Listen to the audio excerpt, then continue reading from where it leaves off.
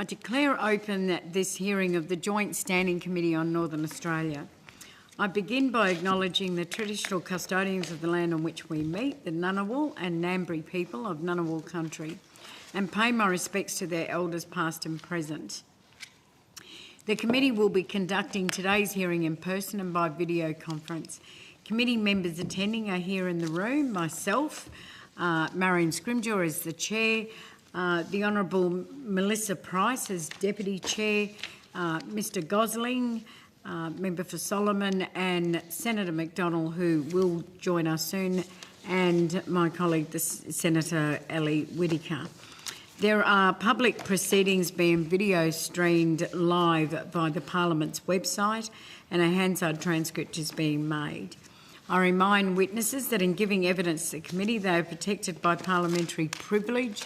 It is unlawful for anyone to threaten or disadvantage a witness on account of evidence given to a committee, and such action may be treated as contempt. It is a contempt to give false or misleading evidence. Witnesses also have a right to request to be heard in camera. If a witness objects to answering a question, they should state the ground upon which the objection is made, and the committee will determine whether it will assist on an answer, having regard to the ground which is claimed. The committee determines to insist on an answer. A witness may request that the answer be given in camera. That's a whole mouthful, but we'll work with it, Mr Dave. I also remind witnesses who are appearing via video conference and who are not speaking to mute their microphones.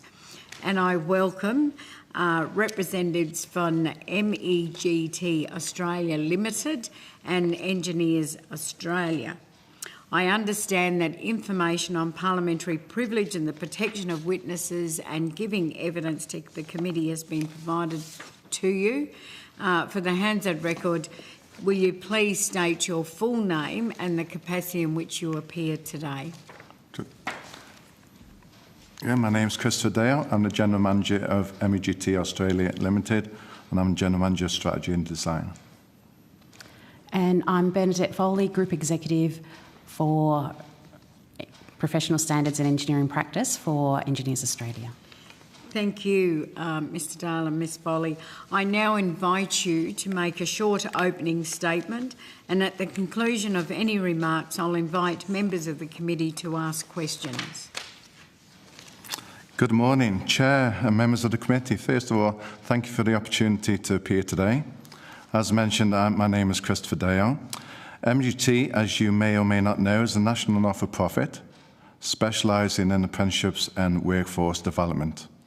We've been delivering provision now across the country for over 40 years, and we have supported over 1.5 million apprentices and trainees across Australia via nearly 250,000 employers, including regional and remote communities in Northern Australia. Some statistics related to Northern Australia. Since 2006, across Western Australia, we've supported nearly 102,000 apprentices and 5,450 school-based apprentices.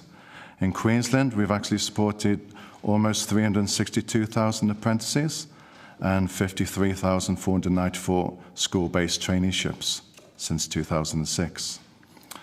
I welcome the committee's focus on preparing Northern Australia for emerging industries in every area examined, including renewable energy, critical minerals, defence, infrastructure, exports and decommissioning. However, the shortage of skilled workers remains the main constraint. While capital, policy intent and projects are increasingly aligned, the workforce pipeline is not. The evidence showed today Australia is currently experiencing the most severe skills shortage in decades. Looking at job skills in Australia, around 32% of occupations are in national shortage, predominantly in trades and technical roles. At the same time, we see the apprenticeship system that supplies those skills is under strain. Apprenticeship commencements have fallen to less than 0.9% of the workforce, and around half of trade apprentices do not complete their apprenticeships. For Northern Australia, where projects are remote, labour markets are thinner, and reliance on fly-in, fly-out workforces is already high. These trends pose a direct risk to delivery, cost and community benefit. Our message is that Northern Australia's workforce challenge is, without targeted action, the new industries will compete for a limited skilled workforce, increasing cost, causing project delays, and raising reliance on temporary labour instead of building local capability. As the committee would have seen from our submission, it focuses on strengthening the entire apprenticeship and traineeship ecosystem, rather than isolated programmes for individual industries. MEGT will draw on decades of experience, and we recommend a four-part approach. The first one is to review the upfront risks and costs for employers, especially for the SMEs across Northern Australia. The second, we have proposed to make apprenticeships financially viable. Low wages and living costs drive attrition, especially in the first 2 years of an apprenticeship. To attract the young people and career changes to trades vital for Northern Australia, apprenticeships must compete effectively with other work or study options. Thirdly, we would recommend that we should expand structured mentoring and support services. MGT's experience, supported by independent evaluation, shows that unsupportive workplaces and lack of guidance are leading causes of cancellations. Targeted mentoring, especially for young people, First Nations apprentices, women entering male-dominated trades, and apprentices in remote areas, significantly improves completion rates, currently in this new contract retention rates, and employer confidence. Fourthly, we recommend to simplify the system and improve access for regional employers. In closing my opening remarks, Northern Australia's future development depends on its people. Success for emerging industries requires urgent investment in a skills system. With proper support, apprenticeships and traineeships remain Australia's proven solution for building large-scale technical capability. We look forward to working with the committee and the government, industry and communities to ensure Northern Australia's growth is supported by a skilled, local and sustainable workforce. I welcome any questions. Thank you, Mr Dale. I'll now ask the Deputy Chair. Sure. Yep.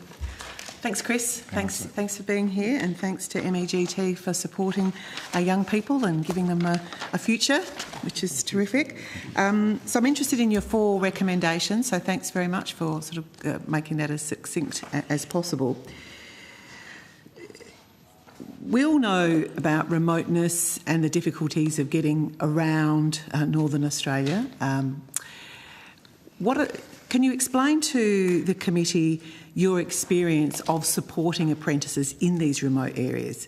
Because if we are to increase the pool or increase the number of apprentices in Northern Australia to be able to support emerging industries, I think it would be good for us to understand what the difficulties are for organisations like yourself to support apprentices.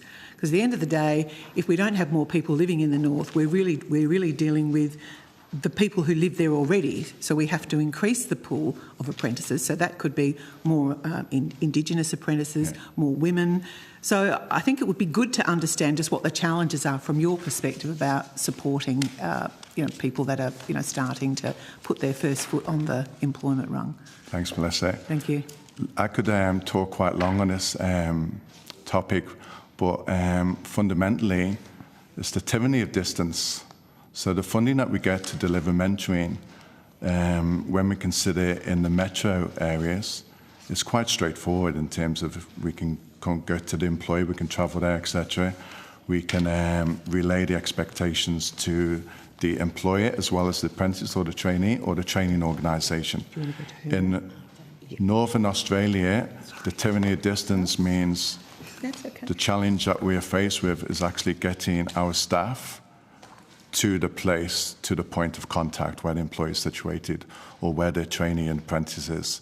And as you know, when you are young and starting a new job, things happen in your life.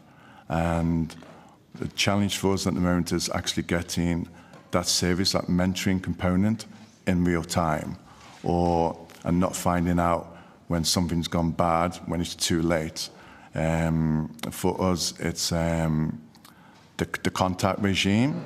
When employees are reaching us in metro areas, it's quite straightforward to get our staff out to them. In regional areas like Broome, etc., or Carmarthen, it can be quite difficult because the funding which we get to deliver the services in the metro area is almost identical to the funding we get in regional areas, as you know. And that will put a significant strain on us recruiting the right individual, the right skills to actually support the apprentice and trainee and the employer at the same time. So what we'd like to see is, like I've mentioned, more skills so we can actually get into these communities, work with employers in their towns to actually deliver the services that somebody would receive in the metro area and is directly copied to, or appropriately copied to, places like in Northern Australia, so they're not disadvantaged. So the young person who starts off as a boilermaker or a mechanic or in a logistical employment in Tier 4, driver up to Tier 3, they're actually not disadvantaged in any way as if you're doing an apprenticeship in CBD, Canberra or Sydney, etc. So I would say that would be our main problem or concern. So just, I realise we do need to hear from Ms Foley. So it really is about more funding to make sure that we can get more of your people to support the young people and those who are not so young who are doing apprenticeship. Agreed. That's it in a nutshell. That's it in a nutshell. And if I can just make one final comment, what we saw in the budget on Tuesday when the employee incentives has been reduced from 5,000 to 4,000, and that kicks in on January 1, that will be detrimental to employees across Northern Australia. Because the large, I shouldn't say large organisations, but any organisation with 200 plus FTE cannot get that incentive. But a GTO, a group training organisation, can do it, but group training organisations were never actually developed for large organisations. They were developed for the SMEs. So it is funding, yes. Okay. Thanks, Chris. Thank you, Deputy. And remiss of me, I apologise, Ms Foley, but I invite you to make a short statement. Thank you and good morning to the Senators and Members of Parliament. So I am Bernadette Foley. I'm the Group Executive of Professional Standards at Engineers Australia. And similar to MEGT, I'm here today primarily to talk around workforce mobility and skills as it relates to engineering and in particular Northern Australia. As Australia's peak body for engineering, Engineers Australia is the voice and champion of over 140,000 members. For more than a century, we have sought to advance the science and practice of engineering for the benefit of the community and to work with governments to drive productivity, resilience and prosperity. As our January submissions noted, Northern Australia's importance, value and opportunity should not and cannot be underestimated. As the committee is very aware, many of Australia's economic, environmental and social opportunities reside in Northern Australia.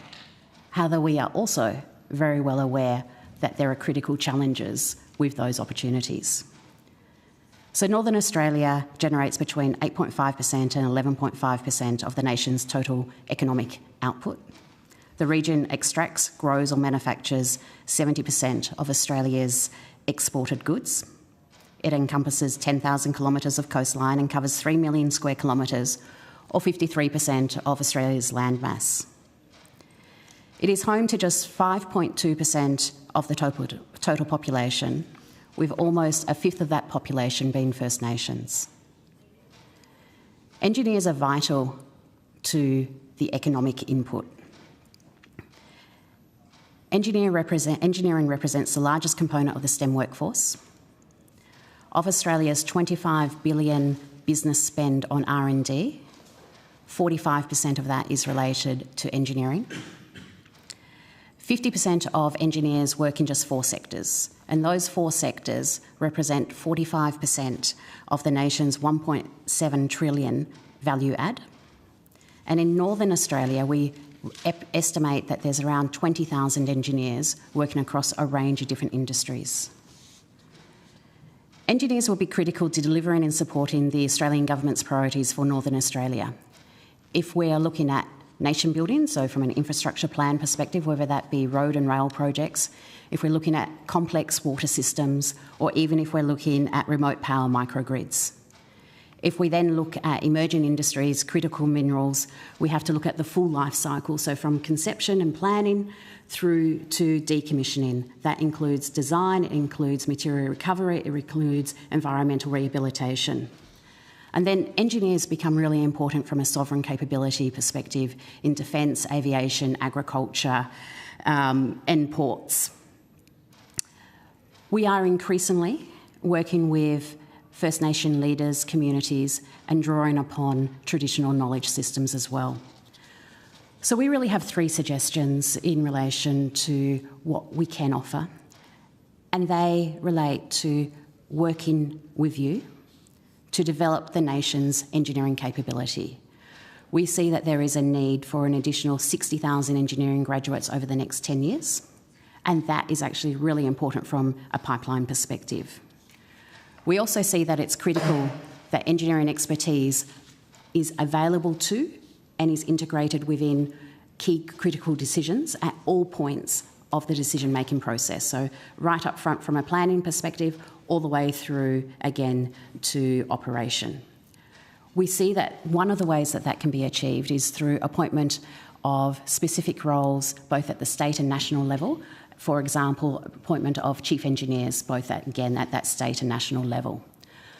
The third point, and where we are really keen to work with you, is around the mobility of engineers across Australia. And that feeds into ensuring that there's a national approach to registration for engineers across the country to support mobility and to ensure that the engineering expertise that we have can be deployed where and when needed. I again thank you for your time this morning and look forward to questions. Deputy Chair. Would you like to go back to Mr Dale? Yes, you can go back to us. Yeah, so maybe others might have questions for Mr Dale, and then so we'll go back to Mr Dale for questions, and then we'll then refer to Ms Foley. Thank you. Other questions for Mr. Luke? Yeah, do you have questions? Yeah, thank you. Well, I wanted to go to Ms Foley, actually. You mentioned It's all going beautifully. I'm a big supporter of the idea of chief engineers, the fact that we have chief medical officers that are so prominent, and which has been important, particularly in recent times. There's a case of people seeing what they can be, and but it's not just a status thing. It's a coordinating across sectors. It's obviously lifting the priority. But I was just wondering, what's an example of that work that you mentioned that's happening with the First Nations communities and First Nations people to get an understanding of how you can help with those pathways. For example, the Aboriginal Doctors Association, I think it's called.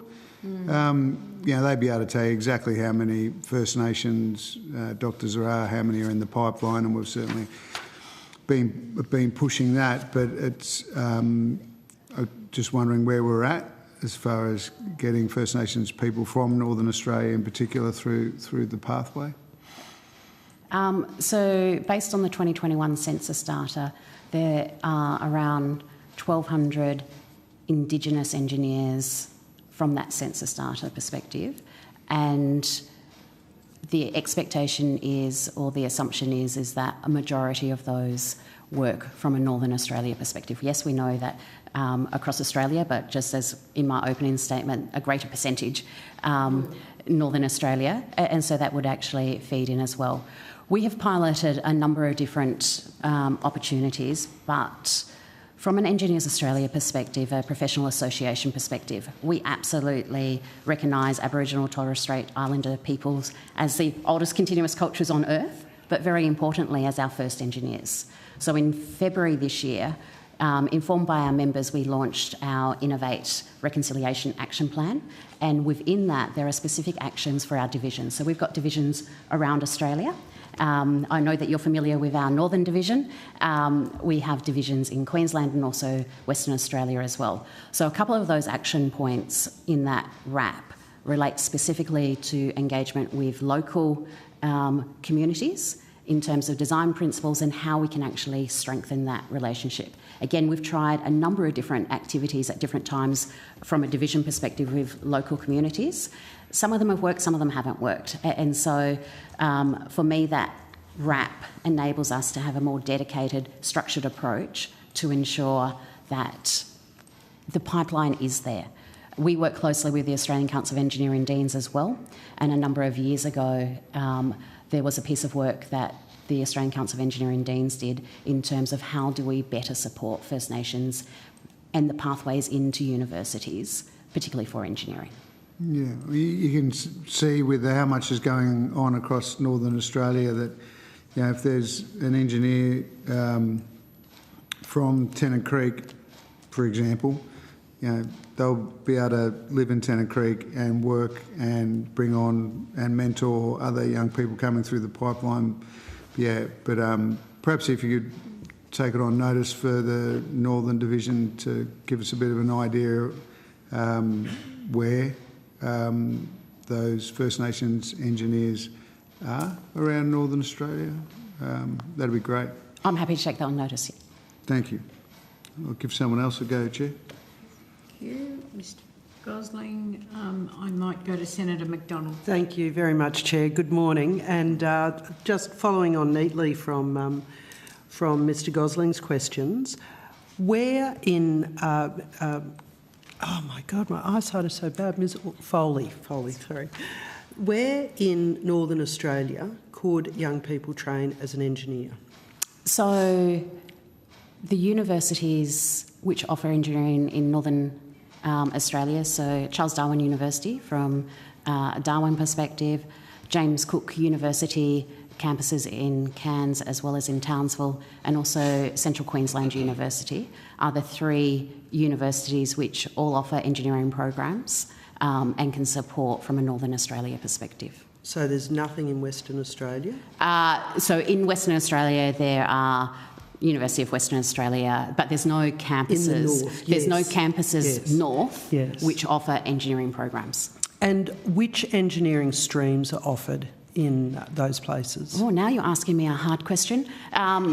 So across JCU, CDU and CQU, so we're the accrediting body for all of the engineering programs, and so we accredit the engineering programs, and I'm going to say, and I will have to go back to our program listing, but across all of those universities, the main engineering disciplines are covered. So civil, mechanical, electrical, there would be niche offerings which come and go at different times as well. But again, each of those universities offer the broad spectrum of engineering. So I am, I'm Shadow Minister for Resources as well. I am surprised that we have so few mining engineering offerings, and civil and construction, they do this sort of little add-on piece to become qualified to do mining, and yet, an underground mine in particular is a complex structural ventilation, for so many reasons. It's a different skill set, and I'm single-handedly trying to, run a campaign to see more engineering programs in the north, because I think where we started and where you started, Mr Dale, was, training young people to have the skills and the qualifications in the north and opportunity. It is different. I did School of the Air and Correspondence.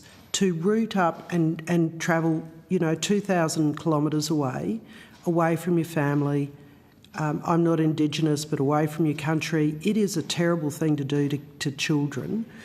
So this idea of how we train people in the north, so there's got to be something, a real focus on that localised training. And so I'm just wondering what support looks like. You touched on the the financial $5,000 or $4,000 training part. But what does support look like? I mean, how can we say, I did a great trucking inquiry with Senator Sterle. We were talking about apprenticeships, trucking apprenticeships for young people so that they could train on the job in the place where they live and they are from.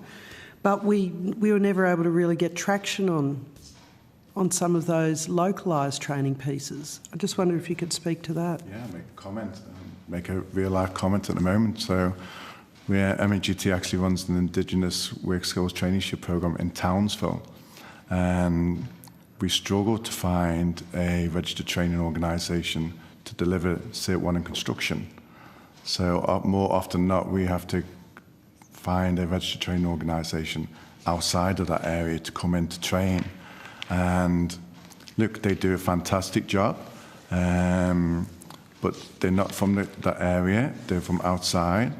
The programme specifically for Indigenous kids, we want to give them a chance. There's an 18-week Work Skill Traineeship Certificate 1 traineeship, and after that, once they fill that, then we pathway them into an organisation in Townsville.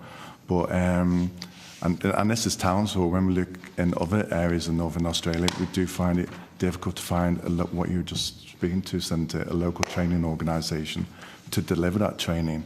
And TAFE do a good job, etc.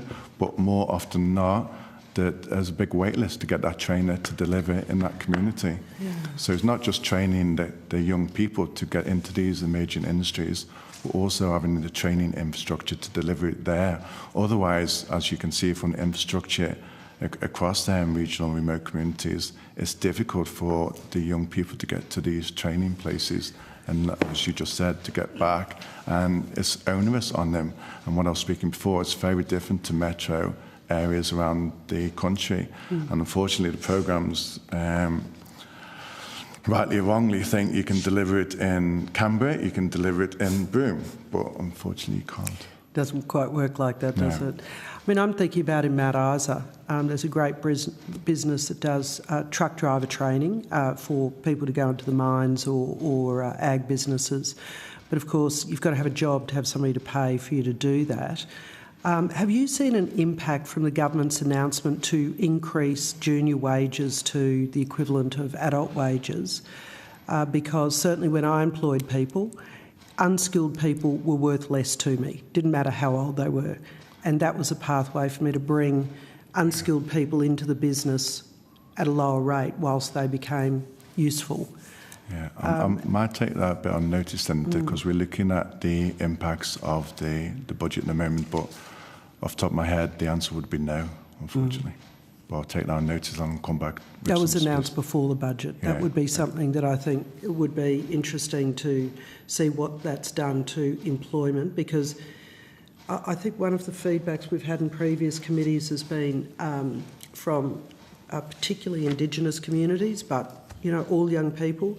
If you train people without a job at the end, then they get jaded with training, and so this idea of actually having a job to go to and the right training is really important. So there's we have a situation. It's not Northern Australia, but in Melbourne, high-level apprenticeships. So it's a 2-year degree in mechanical engineering, and after that it's a 3-year traineeship. But they earn while they're learning, sort of thing. And it's quite embryonic in Australia at the moment, but something like that across Northern Australia could actually make a big difference, I think. I'm sorry, yes, Ms. I could add to that as well. So the degree apprenticeship model, the innovative models from a university program structure perspective have great potential, so that you do have that earn while you learn concept, not just from a trades perspective, but for the professions as well. And then you actually have the different pathways in to the various universities as well. So, Chair, may I just have one more question? Then I'll... One more, and then I'll go to the Deputy, to Senator Whittaker and then the Deputy Chair. So I'm just conscious of time. No, I know. No, go on. Well, I've also got to repeat your 3 questions on notice as well. Well, perhaps if you would take this on notice as well so that I don't take up all of the time. I noticed that a number of big businesses are leaving regional and rural places in Northern Australia, so banks, for example, places that previously were a great place for a young person to get trained locally. And so I'm wondering if there is a role that we should be considering for more online training for jobs that are suitable for that. Obviously, more difficult to learn some skills online, but online. And finally, if you'd also come back on notice on your thoughts on AI and the use of AI for training and development for Northern Australia. Thank you, Chair. So that's a further question. I'm just trying to keep an eye on your questions on notice. Senator Whittaker. Thank you. But I'll go back over some of them. Thank you, Chair. Perhaps this is a question that both witnesses could contribute to. Thanks for being with us today, and I found both of your submissions really, really interesting, and so thank you for that. In terms of, I guess, expanding the pool of the workforce that we might need, definitely one, possibly both talk about women and how we can encourage more women to consider taking up an apprenticeship or traineeship in some of these typically male-dominated industries. And so I'm interested in your views about what specifically we can do to facilitate that, to encourage women to take up these kinds of traineeships. And is there anything that is working already that we should do more of? Is there something that perhaps hasn't been tried that you think is worth trying? Okay. Would you go first? Sure. Thank you for the question. It is absolutely a challenge in terms of we know that there's going to be a 20% increase in the need for engineers, and when we're looking at pipelines, we're not talking about something that can be turned on and off within a couple of years. We're talking about a 10, 15-year pipeline, regardless of whether you're talking about trades or you're talking about professions. So we need to grow that entire talent pool. But importantly, we have to grow underrepresented areas of that talent pool as well. So engineering, for example, that we're still stubbornly only at about 16% within the profession. From a university perspective, in some disciplines, we can get between 20 and 30%, but within the profession itself, we're still only sitting at around 16%. It is unusual for me to be sitting next to someone who is actually in a worse position in terms of... Yeah, I was going to say, assuming you're probably the better story at the table. Yep. But to answer your question, there is a lot of activity, but it has been stubborn. And so finding that pivot point is not there. One of the things that we know that we have to do is actually raise awareness, even down to primary school, early childhood, in terms of the opportunities. And I'm not talking opportunities just for engineering, but if we look at all the emerging industries around Northern Australia, we need a whole team approach of people with varying skill levels, varying degrees, varying occupations as well. So part of it is actually defining, and that comment before around chief engineer, you have to be able to see something, actually being able to articulate what engineering is and raise awareness of the opportunities and the different ways that people of all genders, of all the entire population can actually see themselves contributing to engineering outcomes. Great. Yeah, maybe I'm in a worse situation, but that's okay. So what can we do for Northern Australia? I think it's a big issue. It needs tackling. And we were chatting earlier, I think the education in schools is paramount. I mentioned year 8, year 9. You mentioned even before that. It's the education, but also what we're seeing when we're supporting women into male-dominated trades.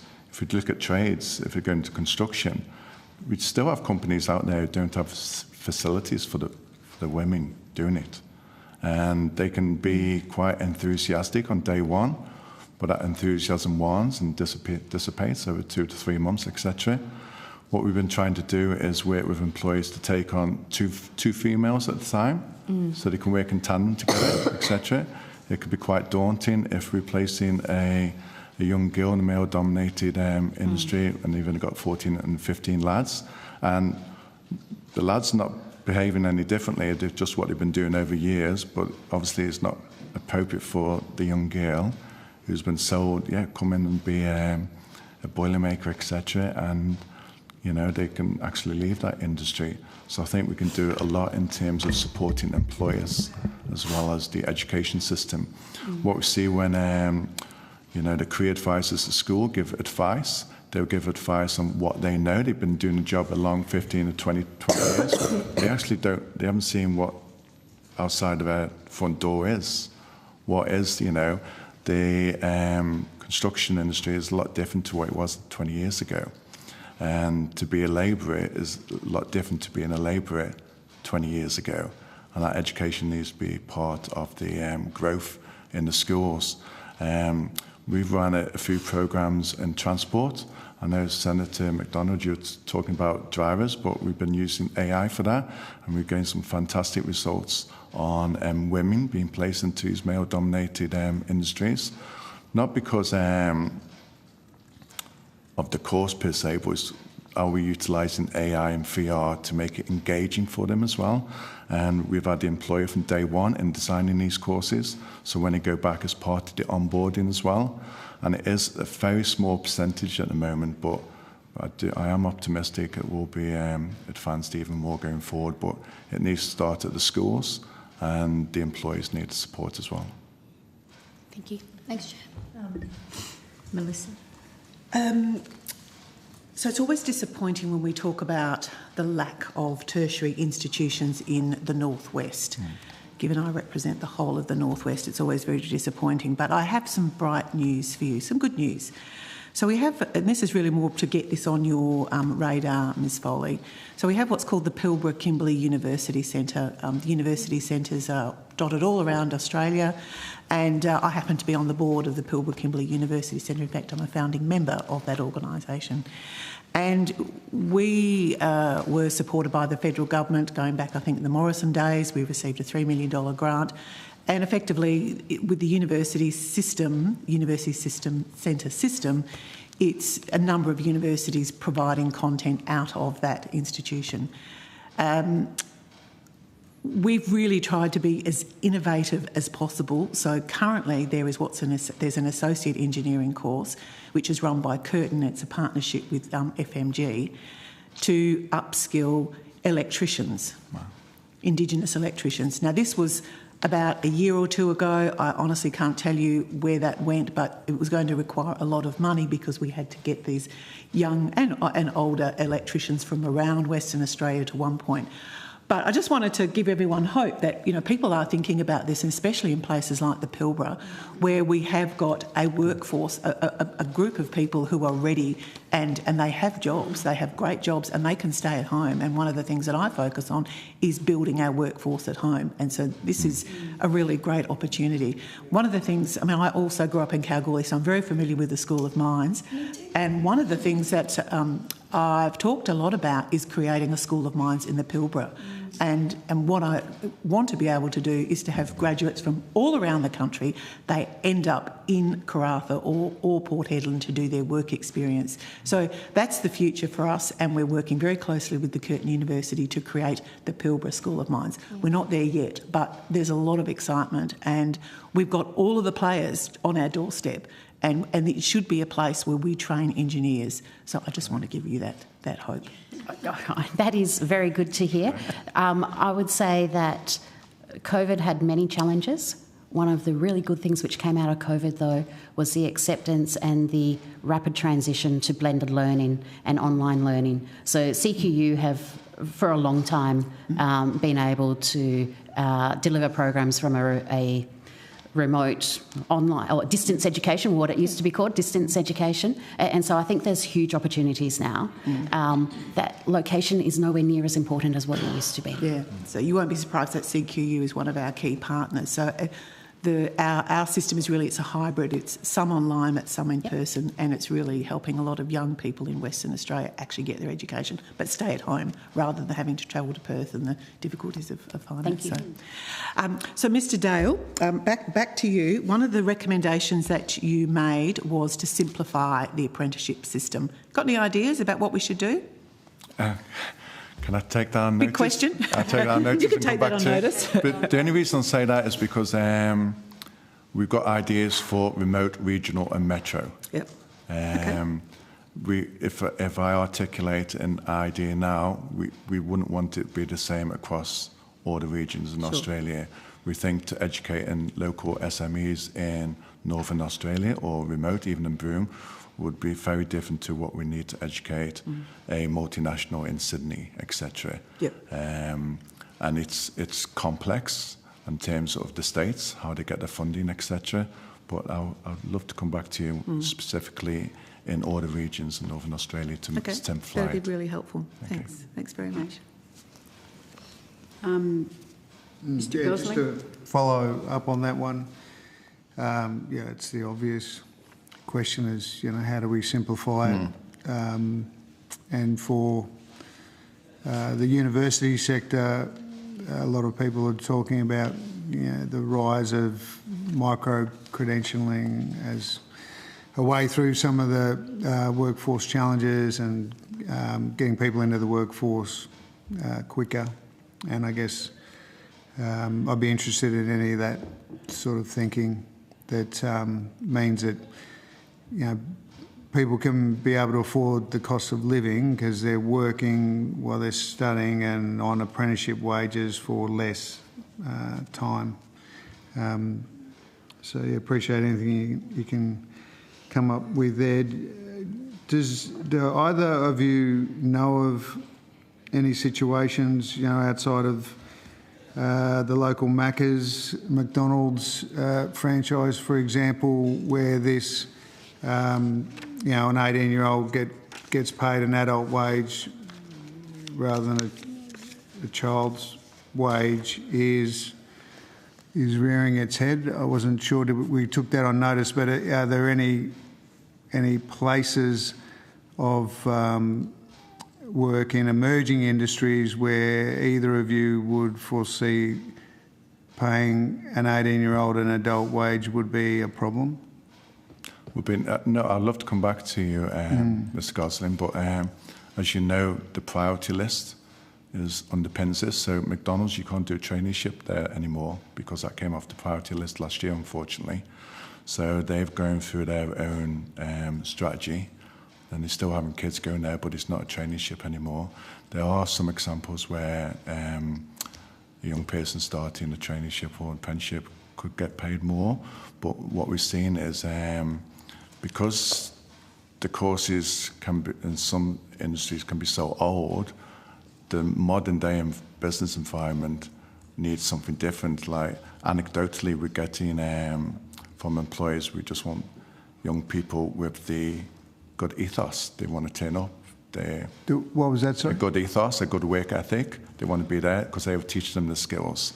They don't want them to go through a 4-year apprenticeship just because anecdotally a mechanic there, he did an apprenticeship in the 80s and 90s, and I did it that way, you should do it that way. The world has changed, especially with AI and, the impact, the disruption of artificial intelligence. So, I'll come back with you with some specific examples, if that's okay.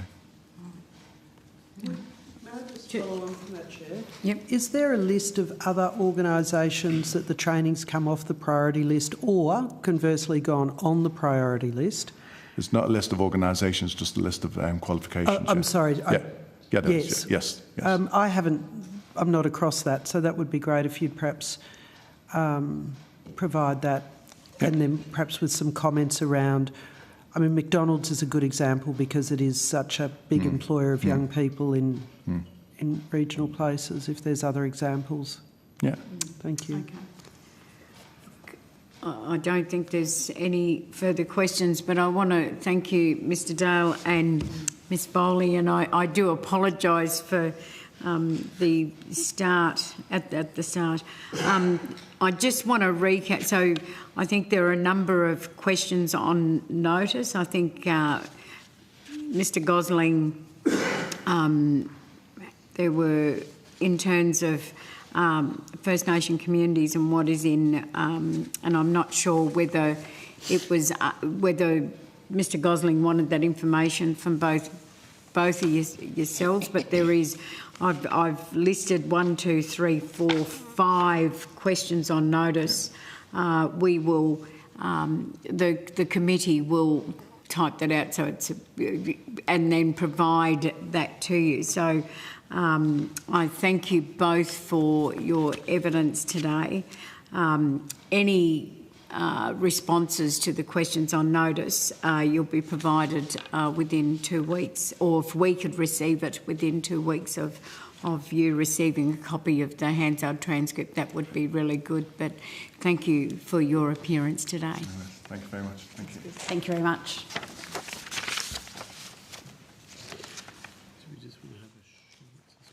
Yeah, I just got to do it quick, so we might just suspend and then come back, and I think we've got... So we might just have a short suspension and then we'll come straight back. Yeah.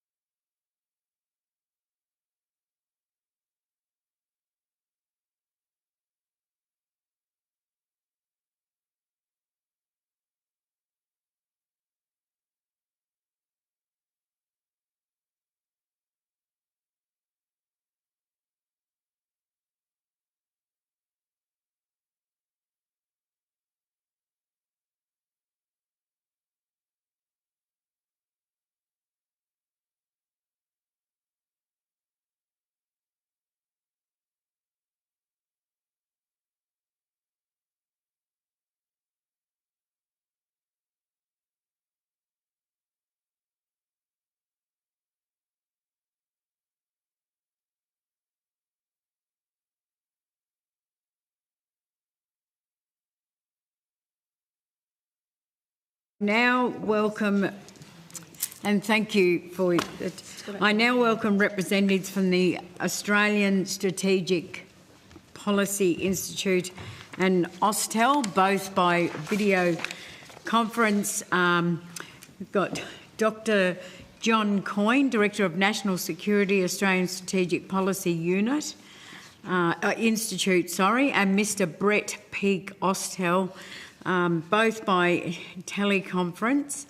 I understand that information on parliamentary privilege and the protection of witnesses giving evidence to the committee has been provided to you.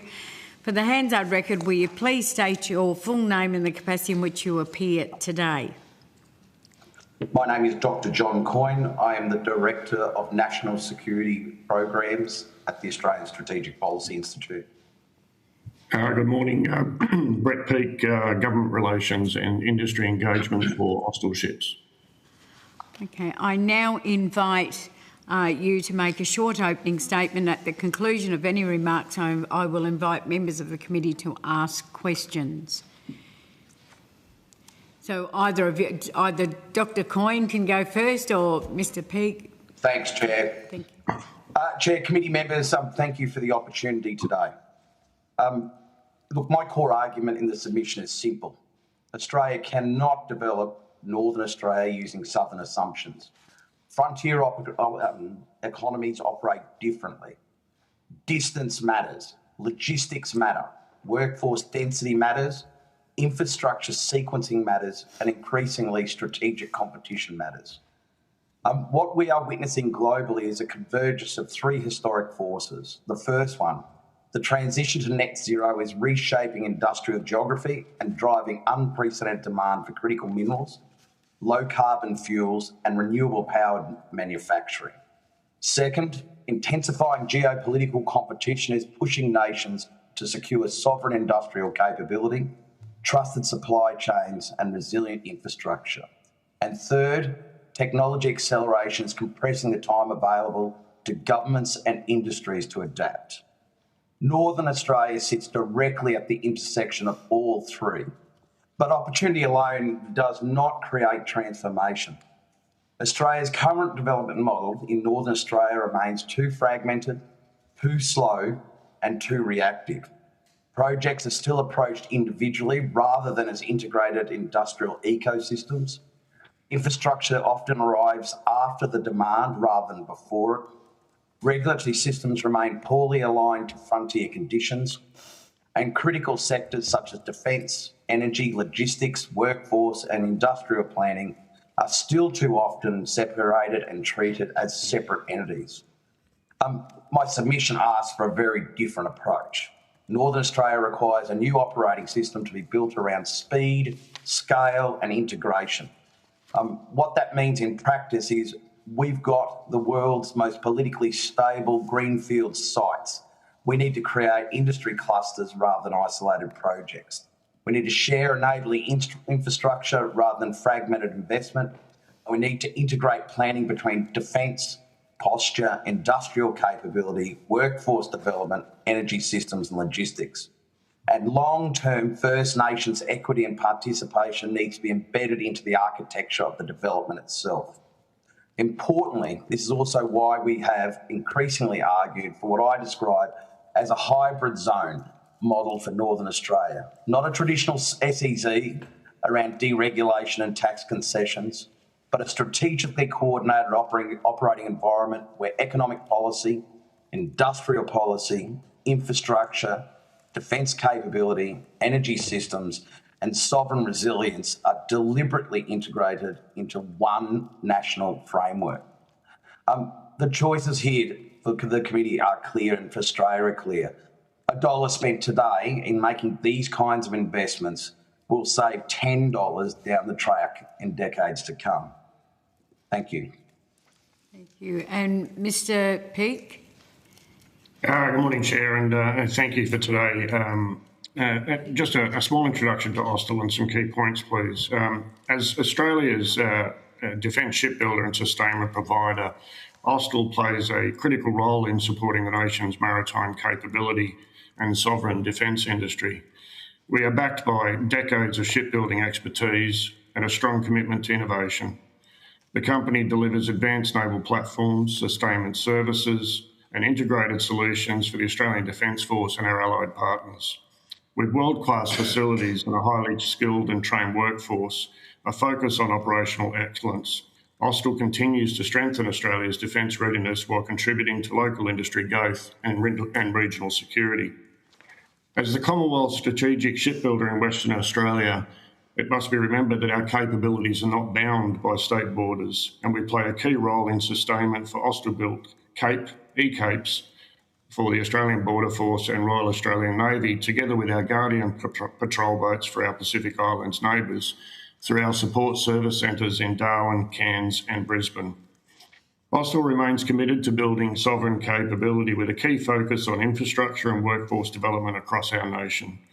Northern Australia being a key strategic location, we see collaboration between local, state and federal government integrated with key enablers of training providers, industry associations as a key input to build in capability.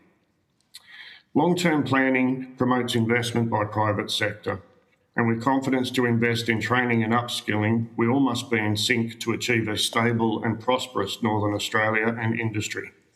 Key points for consideration today would be infrastructure and support on planned future operators in Northern Australia. Industry remains willing to invest but requires clear signals in order to make sure that those approvals are following the process it must take.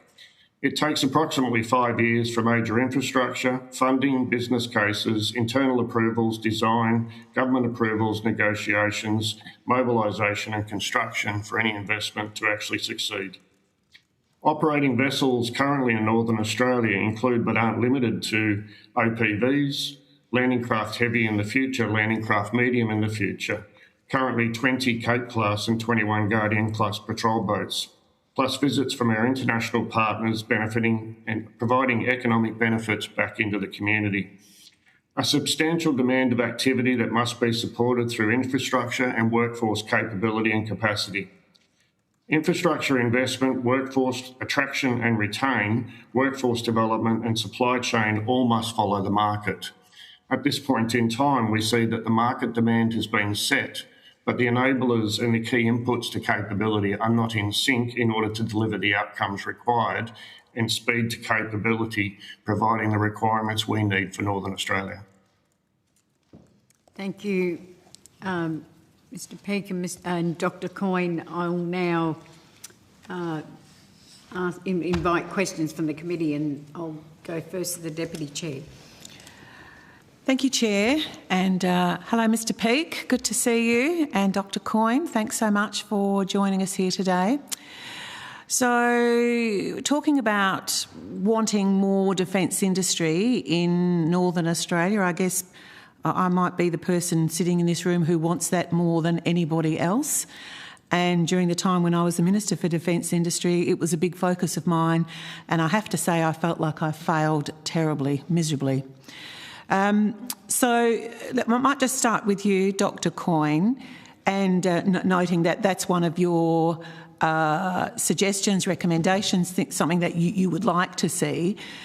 Given that governments let contracts, contractors are located where they are, how does government almost bring about more defence industry in the north? Now, I know that it will bring enormous benefits for our nation, for the security of our nation, and for an opportunity for excellent work opportunities in the north.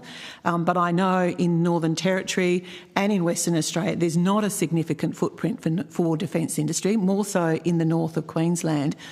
But how can government bring that about? Like, have you given any thought to what can government do to ensure that we do grow the defence industry pool in Northern Australia? Look, making policy decisions like this are always linked to the right ideas at the right time. And in the past, it's been hard. So if you look at the sort of the trail of national security over the last 3 decades, we entered in a period, and defence entered into a period of time where even with the global war on terror and the terrible loss of over 40 Australian lives in that conflict, it was called the long peace. Defence budgets were increasingly under pressure. They operationalised around efficiency. Now, with the release first of the Defence Strategic Review and the last two National Defence Strategies, there is a very clear message that for the first time since the 1980s, the warning time of a major conflict is under 10 years. And so, as a result of that, and as a taxpayer, what I'm saying here is not about not being efficient, but the balance between efficiency and effectiveness change.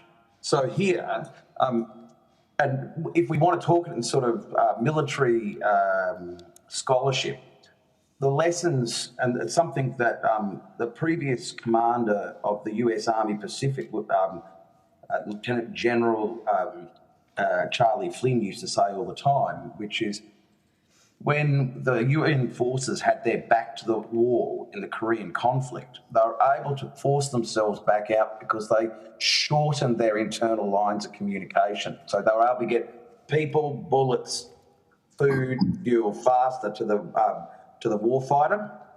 And when people were injured, when the equipment was damaged, they were able to bring it back, repair it, and get it back in the fight quicker. Now that we have a shortened warning time, the argument here is that not to build, and we're not going to build submarines in Darwin, but there is an argument for making sure that we do more maintenance in North Australia. It's efficient to take armoured vehicles from Townsville all the way down to Victoria for long-term maintenance, because the manufacturing location is there, the workforce, etc. But that doesn't work for us now. It's not effective. We want to make sure that our armoured vehicles are close to where we need them if we should ever have to need them. And I caveat all this, I don't believe that any future conflict is inevitable. What I'm saying, though, that plays an important role. And that was a very long way to get to. The window is now open to make this argument. The challenge is changing the mindset within defence, that they have to concentrate on both efficiency and effectiveness. And that may indeed cost more money, but it has an impact both on our capability, but also, and the other component of it, if you look into our Defence Strategic Review, much of the focus is trying to deter future conflict. Nothing deters more than showing other countries that we are serious about being ready for any potential development in our region in terms of security, and having frontline or having defence maintenance capabilities in Northern Australia does that job. So I believe an Overton window has opened. It wasn't a waste of time, the work you did previously. What we can do is we can force it now because it's the right time. Okay. Thank you. I might just say one quick question for Mr. Peake, and then, Right. and then I'll go to Mr. Yeah. Gosling. So, Mr. Peake, leading on from Dr. Coyne's contribution, what's it going to take to get Austell to have a footprint in the northwest? Melissa, just to backtrack, I wouldn't say there was a fail there. You were a key input to laying the foundations, and I can tell you on behalf of Defence Industry, thank you for what you did as Defence Industry Minister. We already have an established footprint in Darwin and Cairns. I think one of the key considerations we'd look at now is there's been a substantial focus on the acquisition component of maritime platforms. We've had a lot with Osborne in South Australia, and of course Henderson here in Western Australia with landing craft, medium and heavy. We have our Megami coming in, and of course we have our Hunter in Osborne. So the acquisition focus has certainly been justified and certainly been required in order to lay those foundations. It requires a big shift now into the sustainment footprint for Northern Australia, where most of these platforms would be operating from. Quite often, as you would have known back in your previous portfolio, the definition of a gap between acquisition and sustainment. Austal's extremely proud to be the Commonwealth strategic shipbuilder here in Western Australia. One of the key benefits we would see in that is, as an OEM, for example, under the construction of the Cape and the E-Capes, we know those platforms. Building landing craft medium and landing craft heavy, we will know those platforms. Key to growth in actually providing more support to Northern Australia would be integrating a workforce into the acquisition component and training those who are going to be sustaining those platforms as we build them. Nobody knows better where the light switch is on a platform than those that built it. But ultimately, once that platform is built, it must be sustained, and that platform has to have a life of 20 to 30 years. So we see increasing training facilities as we go through an acquisition process and bringing those SMEs that will be sustaining these platforms in either Darwin, Cairns or Brisbane into our facilities in Western Australia as a training facility, not just operating the platform, but sustaining the platform. That increases the footprint and it increases the workforce capacity and capability, and obviously upskills those who are actually receiving these platforms in each location. Thanks, Mr Pegg. Mr Gosling. Yeah, thanks, gentlemen. And just for the benefit of the committee, there was recently in Darwin another very successful round of the Darwin Dialogue, which is focused on critical minerals, and just put on the record our thanks to Dr Coyne for all the significant work and advocacy he's done around that space that sees people coming from overseas and from around the country to see where we can do more, see where we can get hold of nearly every element of the periodic table that we have in Northern Australia, and convert that into GDP for the country, but more importantly, some more sovereign capacity for to win in a situation where there's strategic competition within our region in particular. So thanks for that work, John, and it's obviously an emerging industry. Your concept of sort of a hybrid zone and integration and industry clustering, I think helps with the workforce issue that we've been talking about with previous witnesses, where we need to grow homegrown professionals that start on the tools as teenagers and get some credentials, get some work experience, get some income, and then become part of sustaining these emerging industries across the north. But we all know that's not going to give us the workforce, the total workforce that we need, and we're going to have to bring people in from interstate, and that's a tough gig, considering how many opportunities there are for well-paid jobs in Western Australia. And in the lead up to the Olympics, it's no secret that Queensland's going to have a lot of workforce needs as well.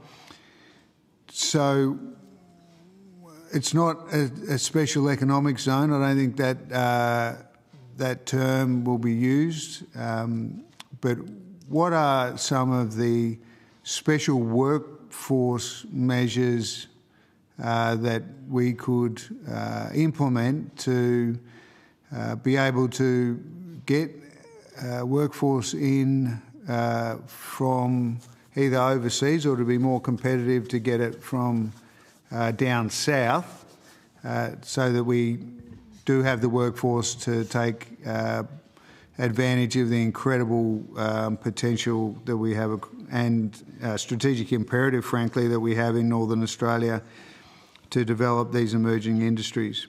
And feel free to take it on notice, but I'm just keen to hone in on workforce and meeting that skill need in particular. Look, thanks, Mr. Gosling. Right from the start, I think, if we were talking about this, we have to remember that it's been done in the north before. Okay, so in your hometown, IMPEX shows and what the art of the possible is. It shows that if you have a project, if you pay people the right way, if you take a different approach to investment, people will come to Northern Australia and they will work on major projects. We only have to have a look at the Pilbara, we have all across northwestern Australia. So I think sometimes there's a lot of hand-wringing around this. So the challenge is just getting workforce. But, you know, if we look at certain companies in Australia where there are shortages in the southern states, they're able to get welders from Korea, they're able to, so all those mechanisms are there. I think sometimes the challenge is we convince ourselves that that the problem of today is what's driving this. So I still think, and I pick up on an earlier comment, and that is that, you know, the demands are what's more important here. If we get real demand, so market signals, and Northern Australia is different to, in an economic sense, to the southern states. So I wrote about this last year, about it being a developing economy in a developed nation. So how you approach the market is different. You have to sit there and make very clear demand signals. We have to tie those demand signals together. I can give you, I can sit there and say, we need to make it easier for Australians to go up into the north. We need to be able to improve the access to the sorts of factors that make it attractive. Let's be really frank. If someone wanted to move to work on a major project to Darwin at the moment, there's no private maternity ward in the hospital in Darwin. If you are having twins or you're having a difficult pregnancy, you have to fly to Perth or somewhere else for months on end. So we need to address those issues. We also need to address, there's always, people are always motivated by money, and there can be no doubt about that. So the establishment of special tax zones, that may be part of the answer, but I think the first part is that classic quote out of the Field of Dreams, if you build it, they will come. And so what we need to do is have those clear demand signals for projects. And to that point before, from Austell, the 5 years approval process, that scares capital. The last time I met with the seniors of JP Morgan, they said, investors want a return on their investment in 2 to 3 years. So if you're raising capital or debt and taking 5 years or longer, that's challenging. And the other point about that is, we can also say that some projects, like the US DoD's additional fuel storage in Darwin, can be fast-tracked if we want to. And so I do think, though, that demand signal is the most important component of it. But particularly for an overseas temporary workforce, if even a small percentage of the big sort of energy-related projects come off, in particular, solar-powered, firmed by gas, whether it be, fertiliser production or critical minerals processing, or just other forms of energy production. And that construction phase, getting that done quickly, and at the same time training up your local workforce to take the skilled jobs, because ideally you don't want a fly-in, fly-out workforce. You want a local workforce. So as we improve services in the regional centres around Northern Australia, we start training up more locals through the institutions and the registered training providers that we've got. During that construction phase, is it an enhanced DARMA, Designated Area Migration Agreement? Do you think that... Look, I think so. I think so, but then the challenge also becomes like Cairns. So, I was in Cairns 2 or 3 years ago talking about expanding maritime maintenance there, and companies said there's no problem getting people to go to Cairns. The problem is finding accommodation to put them in.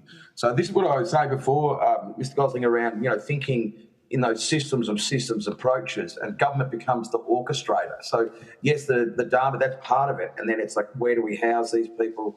How do we keep them going through? The other part is in that orchestration, and you know how passionate I am about the North. It's to avoid these valleys of death. So we're talking specifically about construction, but this also relates to consistent demand signals for companies like Austal. So what we don't want to see is a massive spike competing, and then there's no on projects past that. And I think that has been, if we look at the impact of impacts long term, it spiked, and then the economy slowed down, and then there was no flow on through. And I think that's where we lose people out of places like Darwin, because they finish a major project and the next project's not synchronised to start. So I think there's some real orchestration work as well that can go into that. Yeah, thanks. Plenty of other questions, but I'll pass on to others. Thanks, Chair. Thank you, Mr. Gosling. Senator Whittaker, and then I'll go to Senator McDonald. Thank you, Chair, and thanks to both Dr. Coyne and Mr. Peake for joining us today. To that, the point that both of you have made around kind of enabling infrastructure in the North, I'm hoping you can both talk us through what that looks like at a really practical level. Like, what is the infrastructure that the government needs to build to enable us to see a real growth in defence industry in the North? I'm particularly interested in the Austal submission. You talk about defence-adjacent industrial precincts, and we've certainly seen how that works really well in terms of attracting defence industries in Henderson, down in my neck of the woods. So interested in, perhaps, Mr. Peake, you could start us off what that might look like up in the North. Yeah, thanks, Senator. The demand, excuse me, I brought back that wonderful little frog from Canberra with me. The demand on what the infrastructure would look like. We have the Northern Territory government working extremely hard with their ship lift and their common user facility. It's the pace to action. You quite often would see a lot of committees, task force, working groups established. But we need them, as I said earlier on, working in sync. We envisage that the investment, as we see in Coonawarra, would come from government. The investment in a common user facility and a replicated precinct community similar to Henderson or alike would come from private industry. But that is simply pace to movement. We need to make sure that that what is the requirement based on the demand coming through.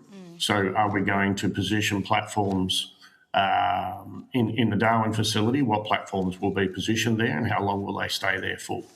Are we going to be utilising a Cairns facility? What's going to be in Cairns and how long will they be there for? That then enables companies like Austal to make investment decisions on what is the infrastructure requirements we need to put in. So I think from a government perspective, it is, we've laid the foundations, and to be fair, government has done a fantastic job over the years of laying solid foundations now and providing defence industry with the confidence that we are progressing extremely well. But it is that next phase of build it, now we need to work out where to sustain it. And I think government needs to set that demand on, are we looking at a defence estate or are we looking at a private estate? And how much of that private estate do we need to invest in to make sure that we're providing an in-sync community to make sure that the requirements on servicing defence and the commercial sector, because the commercial and private sector in Darwin is extremely important, as it is in Cairns. So it's not just about a defence platform or a border force platform. Economic benefits on the commercial sector in both of those locations are extremely important to that community. So we need to bring those together.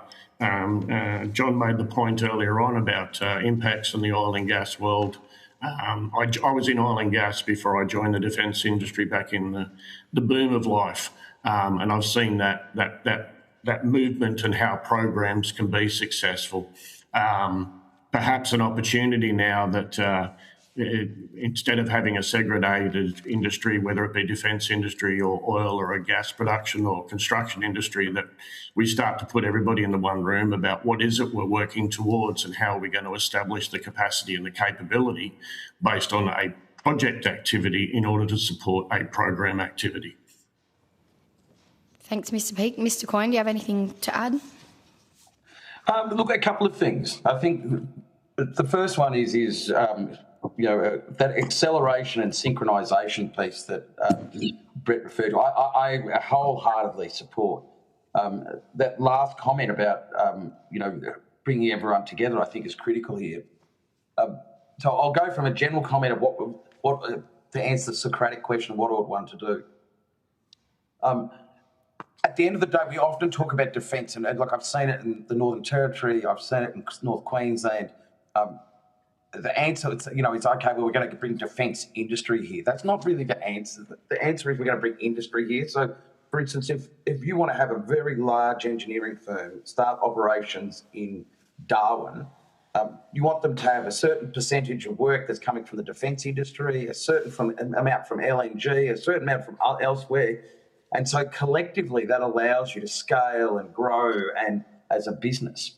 And at the moment that bringing together is really, really hard. So what happens is that, defence will announce one thing, then private sector will do something different, and then we'll be working on mines, the federal government. So that, to me, there's a real requirement here to try to, and I understand, having been in government for over 25 years in terms of being a public servant and in uniform, I understand that is no easy task, but that is the way we build a nation in the Northern Territory or Northern Australia. I want to go to now some more specific things, and not just about defence industry, but if you want to make a difference in the Northern Territory and Northern Australia, and you want to build and create opportunity for industry in general, then I believe that we need to work on the road and rail connections between Adelaide and Darwin. To be quite honest, I will be doing more work on this. Where else, what other capital city in Australia, where would it be acceptable that a couple of times a year, every year, roads get cut off to that capital city and the supermarket's empty? Yeah. And so I do think that's key. I think that synchronising and getting Middle Arm and the Maritime Centre is incredibly important. I've said before, Middle Arm in Darwin Harbour as an industry cluster doing work and processing critical minerals, supporting defence industry is incredibly important.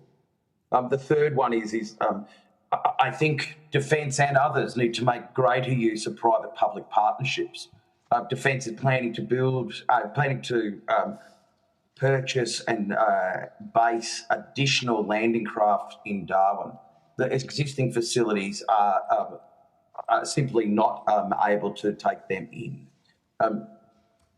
The cost and the capital cost of establishing a new base facility are not in the forward estimates. So the question here is could a private-public partnership linked in with companies like Austal, so that it's a full-service basing arrangement with industry? And I think those sorts of arrangements are really quite critical to building the industry base and getting past the valleys of death, be they in terms of workflow for companies like Austal or be they in terms of infrastructure and development. Senator Whittaker.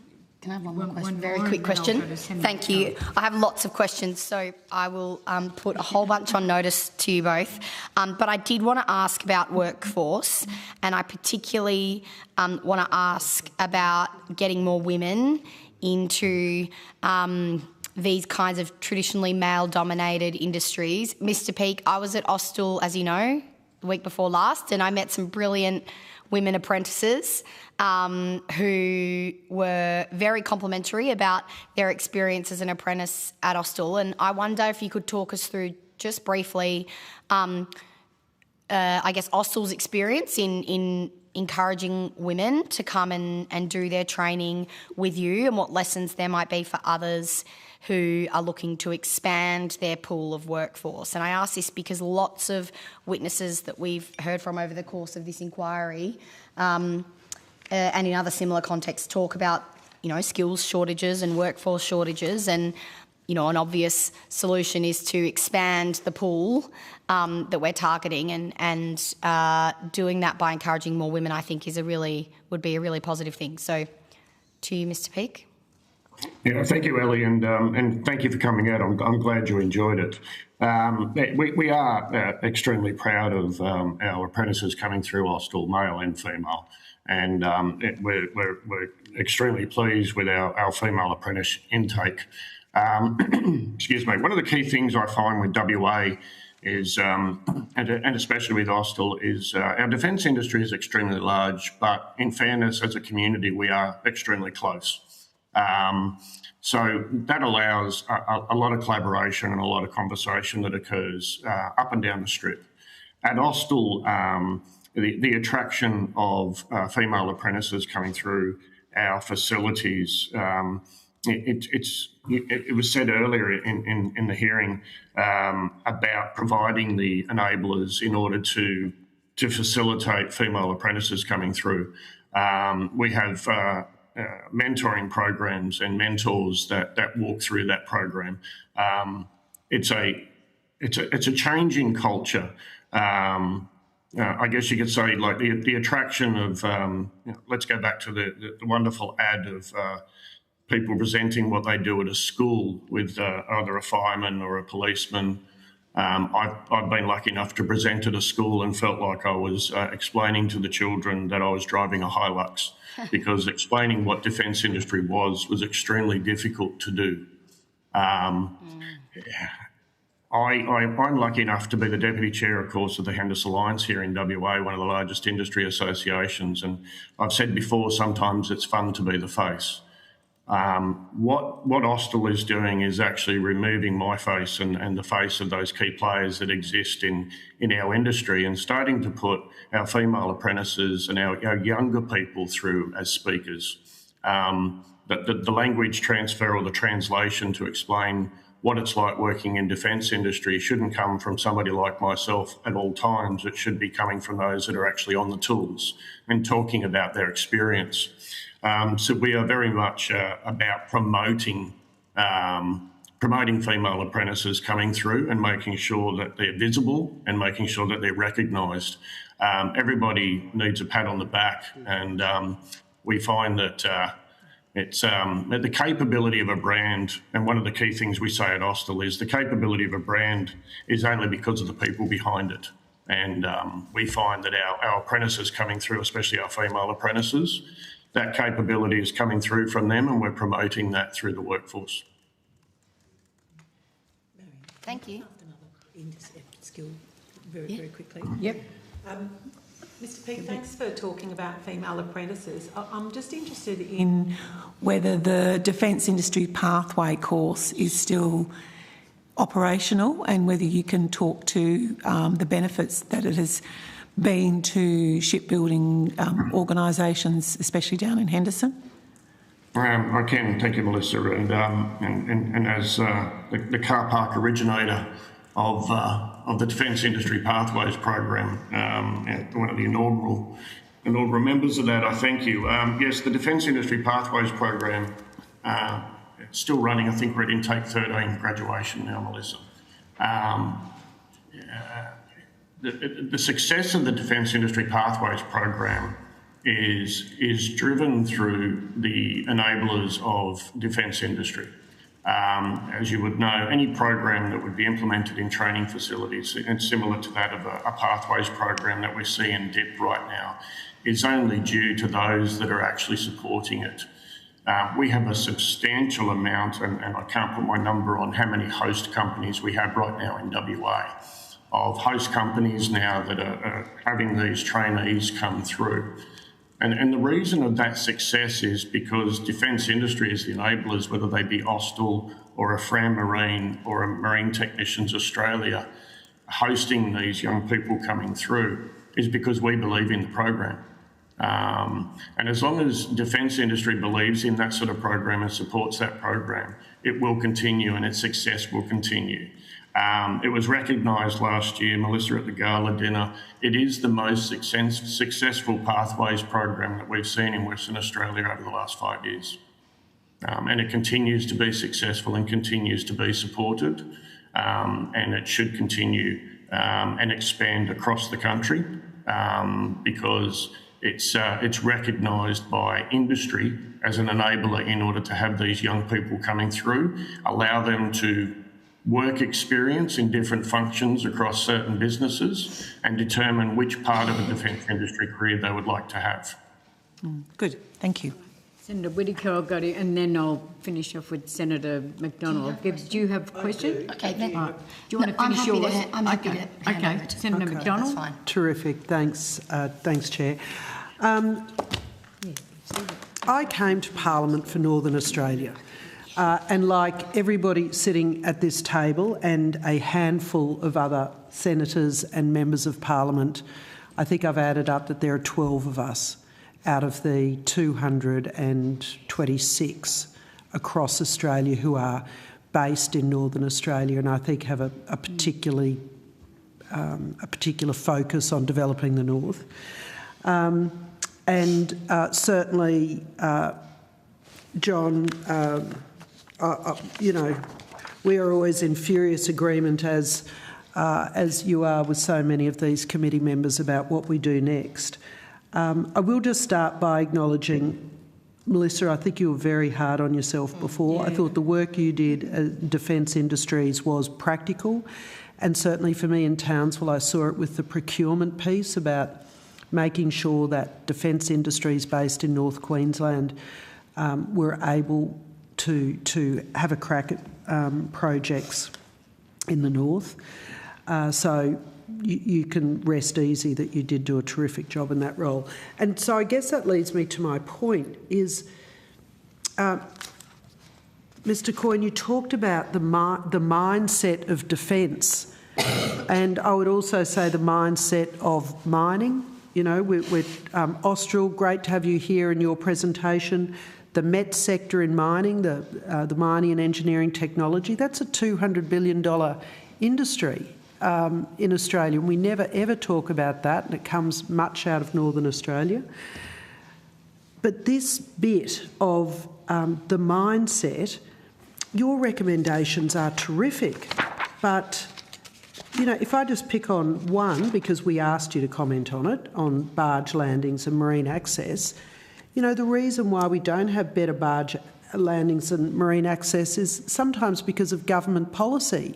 You know, the Environmental Protection Acts makes it really difficult to improve and upgrade our regional infrastructure. How crazy is that? So what I want to ask you to talk about is not what the silver bullets are for Northern Australia. What is the silver buckshot? I don't know if that was your expression, Mr Coyne, but I've adopted it. You know, how do we, you know, you've talked about your recommendation around a Northern Australia Industrial Transformation Authority. I mean, it is, we've got an Office of Northern Australia in the federal parliament, in the federal government. We've got all these things, and yet for those of us who are passionate about Northern Australia, none of it seems to make a difference, and we have the same conversations over and over. So I'm seeking some guidance from you. Where should we press next? Because otherwise this committee's report will be drafted and it'll be amazing and terrific, and no bugger will read it or do anything about it. Look, I think Northern Australia has lacked a cohesive... So in answer, yes, we have all the parts. Okay, so I quite often say we spend a lot of money on Northern Australia in various shapes, forms and descriptions. And we try to even that out over the place. I think part of this is a degree of the buckshot, is a degree of the correct narratives on this. So I've got an affinity to the fact that Darwin, and like I said earlier, is the only capital city in Australia that like if the rest of Australia knew that, where else would it be acceptable that you couldn't get groceries a couple of times a year? And that is the thing that resonates with Australian voters. Secondly, it's campaigning on these issues have to be told the way they are. I believe in the Northern Territory, I presented recently to the board of the Northern Territory Water and Power. There's about 30 different communities in the Northern Territory where they don't have potable, drinkable water. We should let that sink in. And not the people on this committee who know that's the case, but the general public need to see that. And the other part is the clear narratives, and this is going through my mind more of late, which is where else in the world, I take your point, Senator McDonald, and some of the legislation that we face is incredibly difficult, but where else in the world can you find greenfield sites to do renewable energy, or greenfield sites in terms of critical minerals that are in demand, where there is relative political stability and regulatory certainty? And the answer to that is in Northern Australia. And so I know, and Luke Gosling said earlier about the Darwin dialogue, others see this. INPEX was the result of long-term patient capital applied in Northern Australia. The Japanese government and JOGMEC and JBIC and those sorts of organisations see it. So I think the magic buckshot here is actually getting those narratives out to voters. And the other part is, like, at the end of the day, and increasingly I'm saying it to people, including senior public servants, which is, what is the other choice here?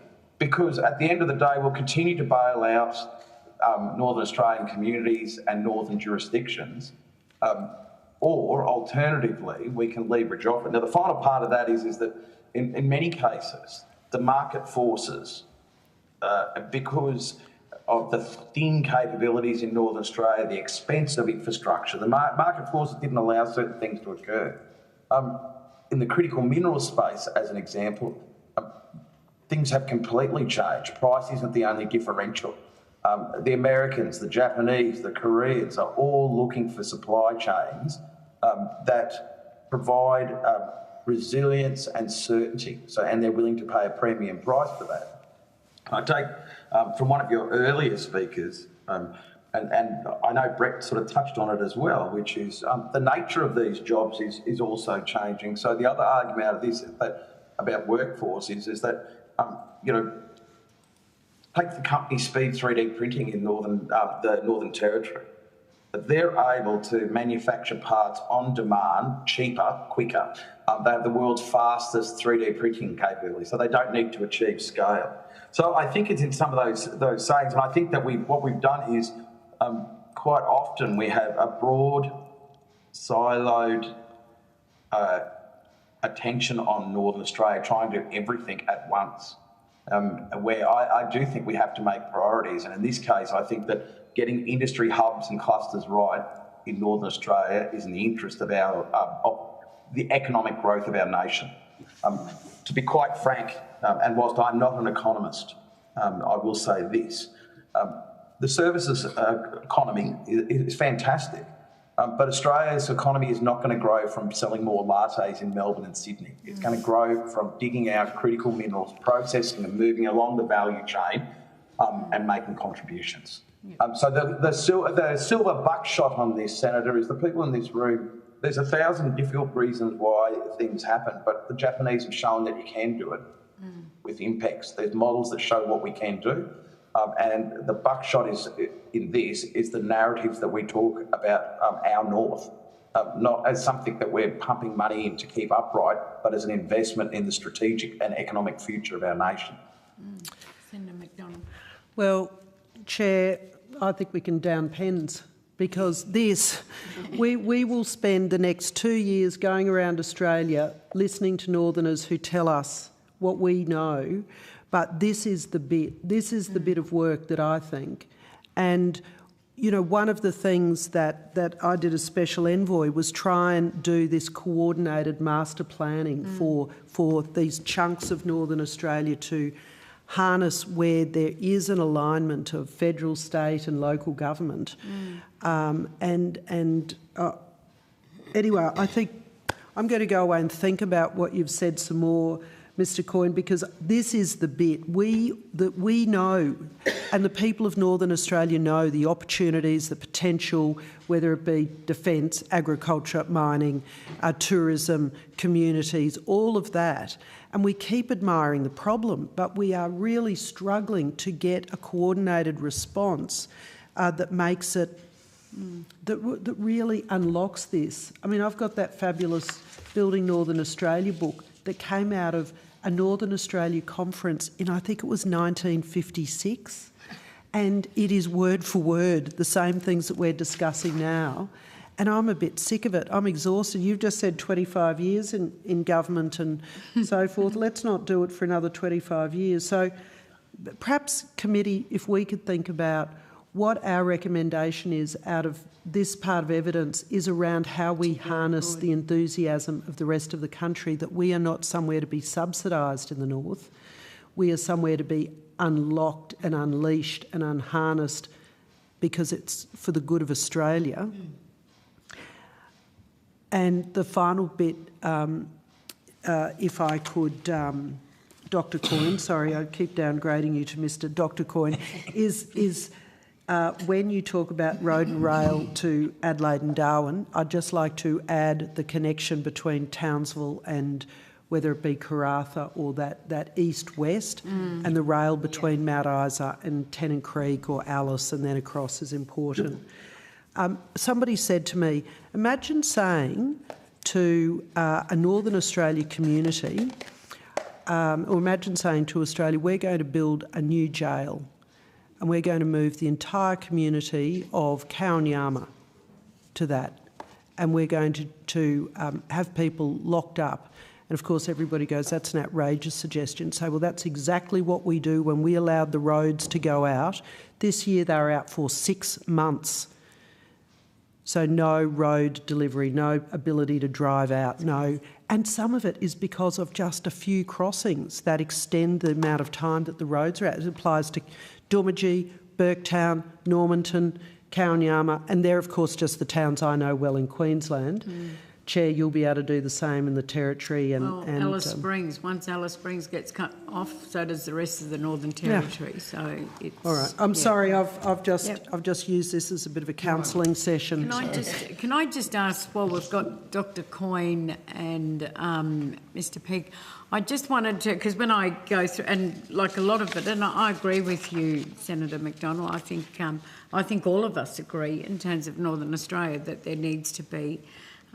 There have been numerous reports, but I just want, because I was reading both of your submissions, and there's a little part of my electorate across Northern Australia which is Christmas and Cocos Island, and I often on this committee point out to people, because I think the defence, you know, the industry, when you look at defence and the capability, particularly from those two areas in terms of its strategic location. Dr. either of you or Mr. Peake, whether you've had from your various organisations or either, had a look at both Christmas and Cocos in terms of some of that, because there are industries on both of those islands. barge landings, their capacity to be able to come off island is a big issue, even though there's big industry, and its strategic location is really important to Australia. What your view might be with that, either of you two. Sorry, that was a long-winded. I'll leave that one with John. I think I've been slightly focused on the Henderson world, and I can see John's fired up for that one. Yep. Thanks, Brett. There's nothing like being thrown under. Nothing like being thrown under the bus. No, look, I think there's always a challenge with this. So I'm a national security guy, Chair. I've spent 25 years in government doing that, 11 in a think tank. But I'm also, over the last 11 years, doing more and more nation building. There's a careful balance in small communities like Christmas and Cocos Island. We want national security. We want infrastructure built there, which will give injections, and we have seen that. So we've seen the extension of airfields so that they can take larger aircraft. But we most definitely don't want to militarise it. And so there's a very careful balance. And the other part is that, there has been other investments. So, we haven't mentioned it today, but Cockatoo Island is a good example of that. So provides great strategic opportunity for the LNG sector as well as defence. It's my understanding the US hedge fund has pushed $300 million into that. But I guess my point is that we've also, and it's a broader thing about northern development. When we talk about northern development, we're trying to say, well, can we really, can we develop Cocos to the same level as Darwin or Cairns? Can we get Mataranka, the communities there, to have the same economic opportunities? And I don't think, and this is where my mind has gone now, around corridors, and I've got a couple of mea culpas on this. So I think that there are corridors of these activities where we will have real economic opportunity, and then there's other areas that, put simply, are not going to have those same opportunities. Having said that, though, the rise of the virtual world, the improvement of communications, remote working arrangements does create all new economic opportunity for those sorts of locations. The second one is, and it doesn't answer this, but answers a question that was asked really early about women. I have spent a lot of time in my role as the head of the Northern Australian Strategic Policy Centre, speaking to leaders in industry, government, community. I've seen real changes, and there have been real changes. The good thing is after a work life of 37 years, women in the workforce have significantly changed in those locations, both across multiple sectors. One thing in Northern Australia, and it goes to some questions, one thing in Northern Australia, if you're a woman leader in Canberra, you can find a cohort of people, or Sydney or Melbourne. You can find a cohort of people, you can get mentoring, you get training and at that high level, and it can get very bespoke. There is something missing across Northern Australia, and joining the community of wonderful women leaders that exist up there, and bringing through the next generation of those women leaders as well. And it is something that's been playing on my mind. So I apologise, Joe, I answered your question, but I jumped on another one as well. No, look, I think did Mr.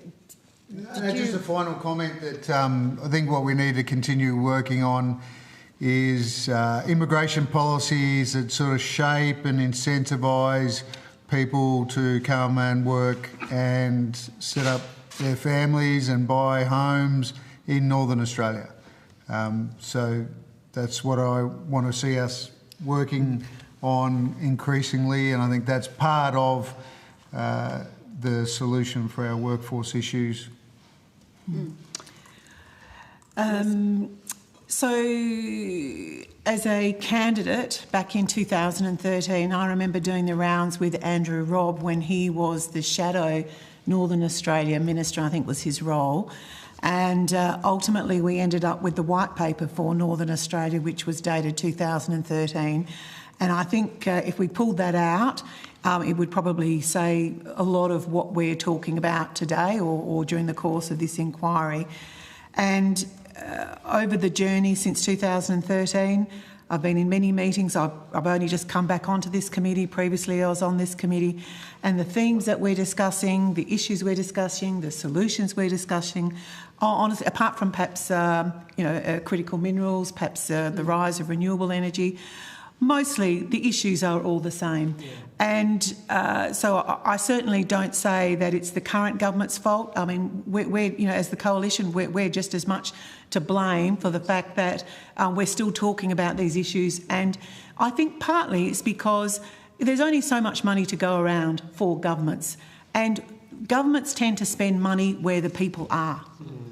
And I think that is just the reality. And so as a committee, it's going to be an enormous responsibility for us to try and actually make sure our colleagues, and not just in the government, but in the coalition, actually understand what the challenges are and what the solutions are. Now, this is not a question. I'm just ranting. I just want to get this on record, frankly, so that I've done that. But I want to give you, and I think we're all on the same page. But this is why I was particularly keen to get back onto this committee, because I feel like we have been spinning our wheels at least since 2013, but maybe for much longer than that, Senator McDonald. But one very good example about where defence and or the government could and should be leaning into is the project called the Gascoyne Gateway, which is in Carnarvon. We had them as a witness. And I'm very pleased to hear that. That is a fabulous project, and if we wanted the north of Australia, Gascoyne is just on the cusp, but they are in the north. They were good witnesses. To support our Navy for the future, that's the answer. And I said to them right from the beginning, probably 5 years ago when they first talked about this project, I said, you will never, ever get... actually, I was the minister at the time. I said, Defence will never agree to this. So what Defence is doing in terms of new infrastructure, they sit back, they wait for the private sector to sweat, maybe a bit of NAIF money, bit of capital, international capital. But that's not our government or our Defence Department being strategic. We need another Marine service base in the north. That's it. I think I did get a very promising letter, a response from Minister Miles, and the Gascoyne Gateway said that is the first positive bit of intel they've had from the government. So it's just to your point, Dr. Coyne, that we need to be more strategic. There is a classic example, but the Department of it's not just the government; it's actually the Department of Defence themselves that sit back. And the problem is, no one knows who to talk to. People say to me, "Who should I talk to in the department about this?" And I go, "I don't know."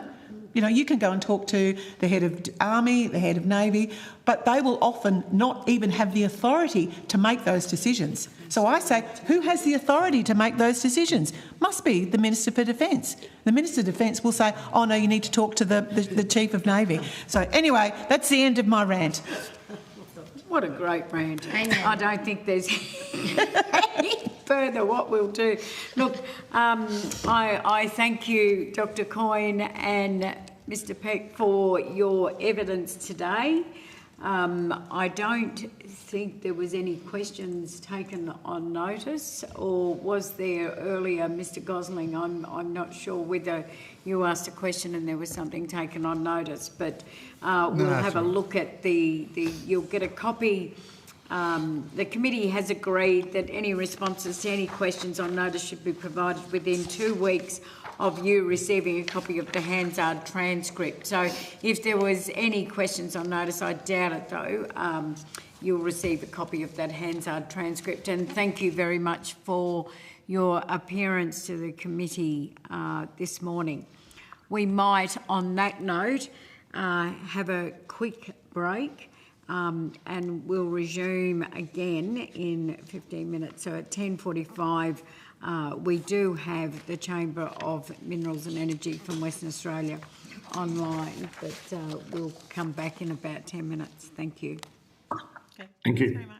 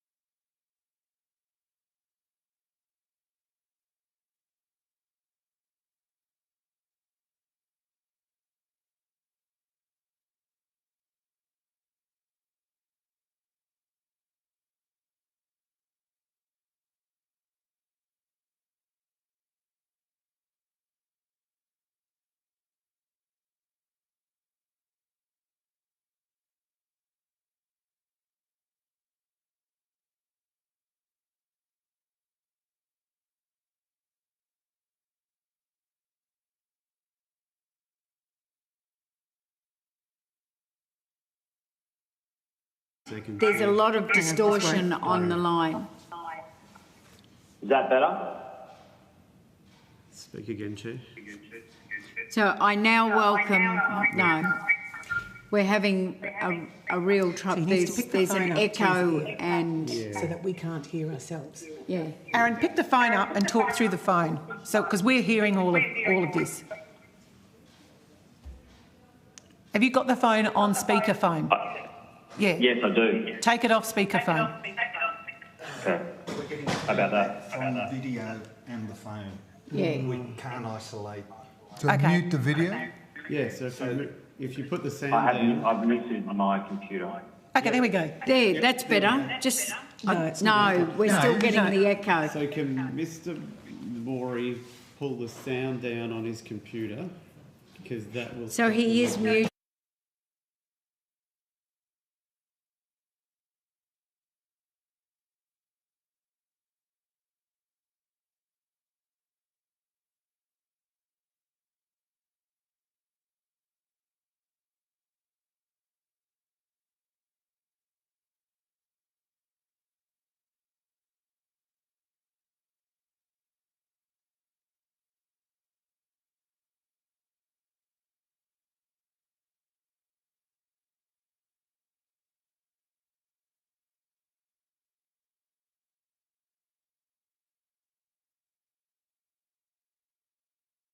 The representative from the Chamber of Mineral and Energy Western Australia by teleconference.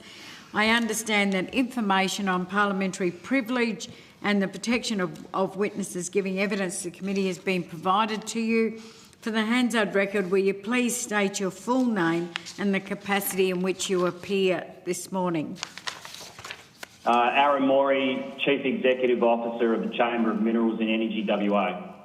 Thank you, Mr Morey. I now invite you to make a short opening statement, and at the conclusion of any remarks, I will invite you, I'll invite members of the committee to ask you any further questions. Mr Morey. Thank you, Chair. Apologies for the difficulties, and hopefully after all that my appearance is helpful.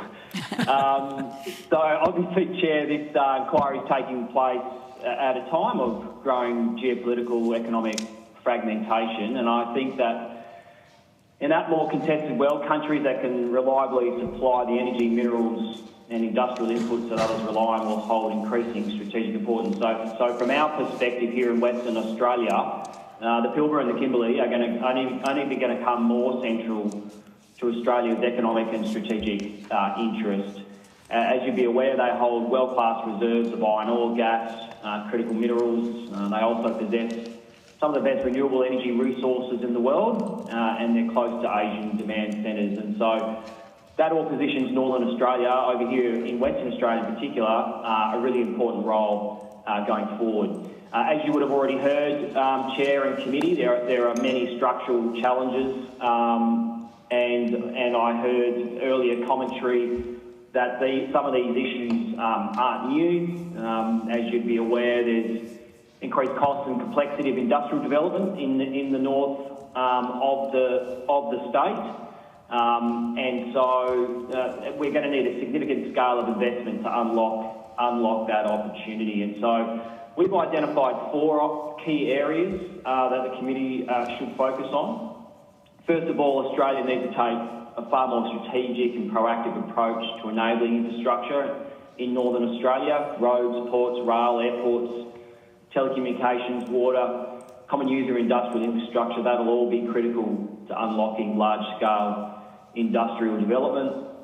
Second, Northern Australia should be developed as one of the world's great energy production regions. The global economy is entering a period of significant growth in energy demand across electricity, gas, liquid fuels, low emissions energy sources, and the challenge isn't simply energy transition, it's a great energy addition that's occurring across the world. And so we think Northern Australia is uniquely positioned to support that growth through its combination of natural gas, renewable resources and export capability. Third, we need to remain internationally competitive in attracting investment. In this context, it's particularly important that reforms to the EPBC Act deliver materially faster and more predictable outcomes in practice. and that the national environmental standards currently being developed, they're workable, they're proportionate, and they're capable of supporting project delivery. Finally, policy support needs to be targeted towards the most commercially credible opportunities over the near and medium term. So that includes not just critical minerals, but also technologies like carbon capture and storage. And at the very least, support mechanisms like these concessionary finance vehicles, they need to be technology neutral. And at the same time, we should be continuing to invest in the research, development and industrial capability needed to secure our long-term position in emerging industries like green iron. So we think Northern Australia's got the potential to be one of the most strategically, economically important regions in the country over coming decades, but that'll obviously depend on our ability to create an internationally competitive investment environment. So thank you very much for the opportunity, Chair, and happy to answer any questions. Thank you, Mr Morey. I'll now go to the Deputy Chair. Thanks, Aaron. I really appreciate you being with us today, and sorry about the technical problems, but anyway, we're hearing you loud and clear, so appreciate it. So as the member who represents all of the Northwest and all of those wonderful critical minerals and other wonderful projects, what I wanted to just focus on was the third recommendation that you just talked about, which is our excuse me, international competitiveness. And I believe from your submission, you believe that our investment competitiveness is deteriorating, rising energy prices, approvals issues, globally uncompetitive tax settings, high capital costs and regulatory uncertainty, which is undermining Australia's ability to attract international mobile capital. Now, I believe all of that. Are you able to give the committee examples of where you've become aware of projects that have decided not to go ahead because of those factors, whether in WA or elsewhere? Thank you, Senator. Look, always really difficult. Excuse me, we'll get off onto the right foot. I'm not a senator. I'm a member of Parliament. Apologies. Sorry.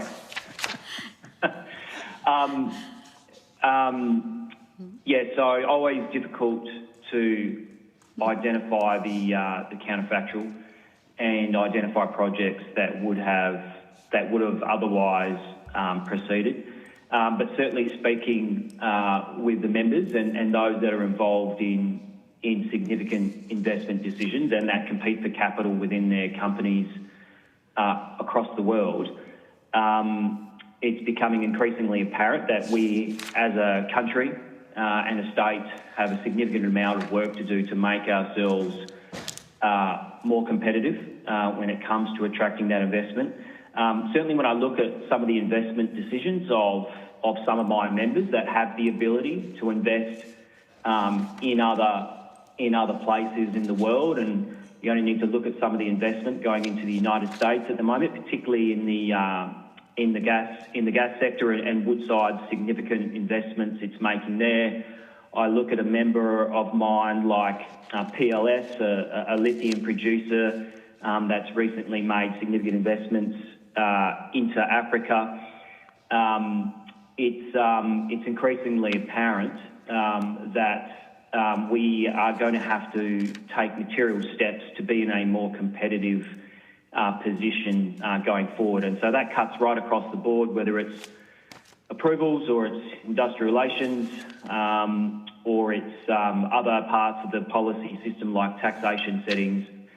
From our perspective, are very important, and particularly in the context of this inquiry, good, strong, efficient and productive infrastructure is really important as well. Okay, thanks, Aaron. Senator McDonald. Thank you very much, Chair, and good morning to you, Aaron. Thank you very much for your time in presenting today. Look, I have a report that shows that mining investment over the last 5 years has been in decline in Australia. We know that the budget on Tuesday night showed $0 investment predicted by the government in mining for 27-28. we've just talked about the significant opportunity in Northern Australia, but, right around the country. But in Northern Australia in particular, what is it that you think we need to do to be elevating the priority reasons for developing the north that is not getting cut through at the moment? Yeah, and obviously there's a range of general areas of policy that cut right across the board, regardless of where you are in the country. And so all those settings around, particularly approval timeframes. I mean, if I think about the opportunity around productivity, and I think the Treasurer himself in his budget speech the other night, I think directly linked the EPBC reforms and changes to the productivity opportunity. We need to ensure that we actually do achieve the better for business part of the commitment there. So there's been a commitment there around better for the environment, better for business, and I think in terms of a general policy measure that cuts right across the board that is absolutely critical, then that would be it. I think in Northern Australia, and particularly if I think about some of the, say, critical minerals deposits in the East Kimberley, for example, there are some specific infrastructure investment opportunities there. And so, for example, sealing the Tanami Road, for example, could really help to boost the productivity of transporting critical minerals like, for example, Northern Minerals Brown Range to port to make them more competitive on the global stage. So of all the general measures, I think the EPBC, it's very much make or break right now. The standards will go a long way to determining whether there is scope to get a bilateral with the states. And then in terms of specific initiatives, it is some of those localised infrastructure investments, I think, in the north that will help to unlock. And it's really difficult, Senator, because you're often talking about investing in infrastructure that comes prior to demand, and in some cases the most efficient approach is to overinvest in the capacity to ensure that the growth is there. And so there's an element of build it and they will come type to some of these debates. But if I look at some of those regions, and in particular the East Kimberley and some of those critical minerals deposits out there, well, there are projects that are making progress there, and it does align perfectly with our international and geopolitical interests and our agreement with the United States. And so those would be the sorts of areas that I'd be recommending. All right. Thank you. I think that is excellent advice. And to your point about, overbuilding infrastructure, one of the things that I note is we've already touched on government legislation around the EPBC. Another one is the National Water Initiative. Under the National Water Initiative, which was designed for the Murray-Darling Basin but which now overlays into all water projects in Australia, there's no priority given to either agricultural water or mining water. You have to build the project and pre-commit and sell all the water before it can start.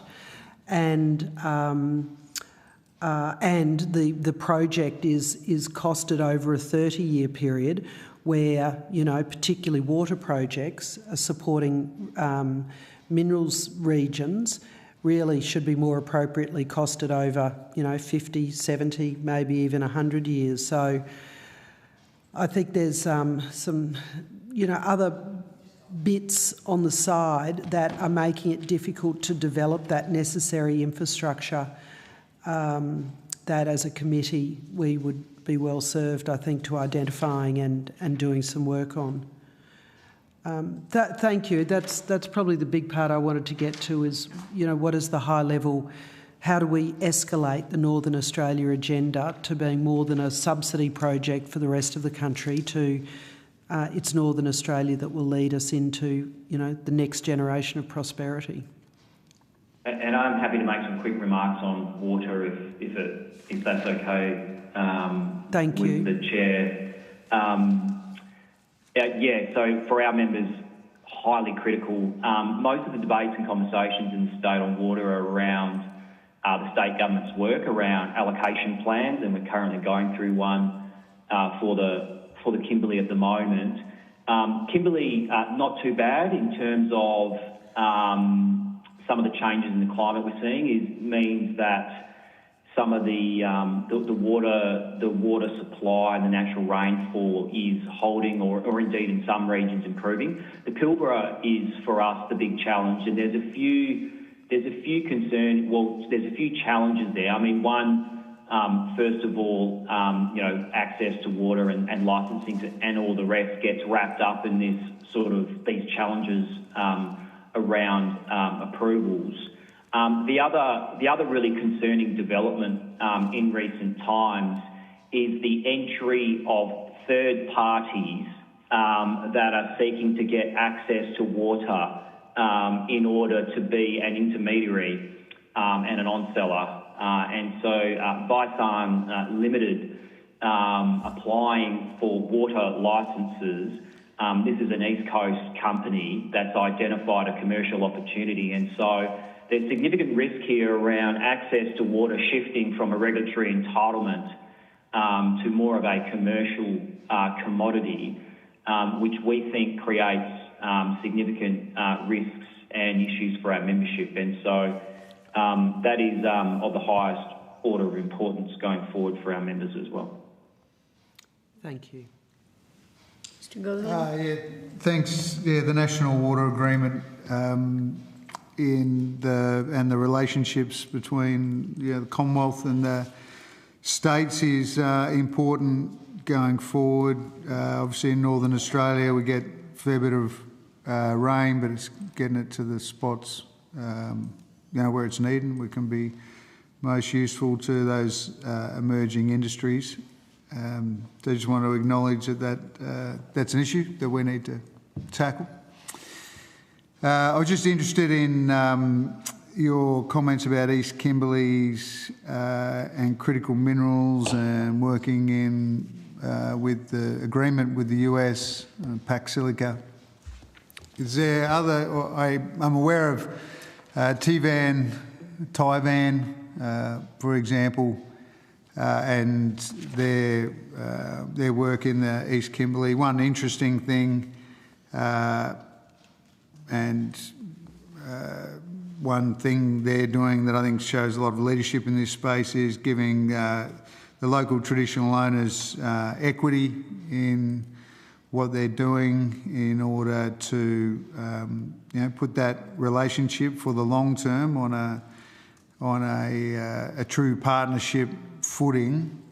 Have you had any feedback from other organisations that are looking at doing the same thing, and what has the feedback been about that type of initiative? So I am aware, for example, Northern Minerals establishing long-term engagement with the Jaru traditional owners at the Browns Range heavy rare earths project. I'm not sure exactly what it entails, but I'm sure that there's some programs developed around school education activities, on-site training to work programs, practical training for local Aboriginal participants and cultural heritage surveys and the like. So that's from my observation, that is becoming more common. I know that Liontown Resources, for example, have developed some pretty enduring partnerships with TOs and awarding contracts to Bundaret Contracting and the Jwal people through their procurement programs. And those are sort of those mid-tier sort of companies that are developing really good relationships. And then if you look at the larger companies, I mean, I think those top 3 iron ore producers, I think they spend something in the order of about $2.5 billion a year on Aboriginal-owned businesses in particular. So I think, whilst I'm not aware of the specific example that you used there. I think there's definitely really good, strong partnerships and programs and initiatives, and it's really pleasing to see that, you know, if you look at, you know, the representation of Aboriginal people in the WA resources sector, something in the order of, I think, 5.6%. Last time we surveyed, so we do survey every 2 years around employment of minority communities in our sector.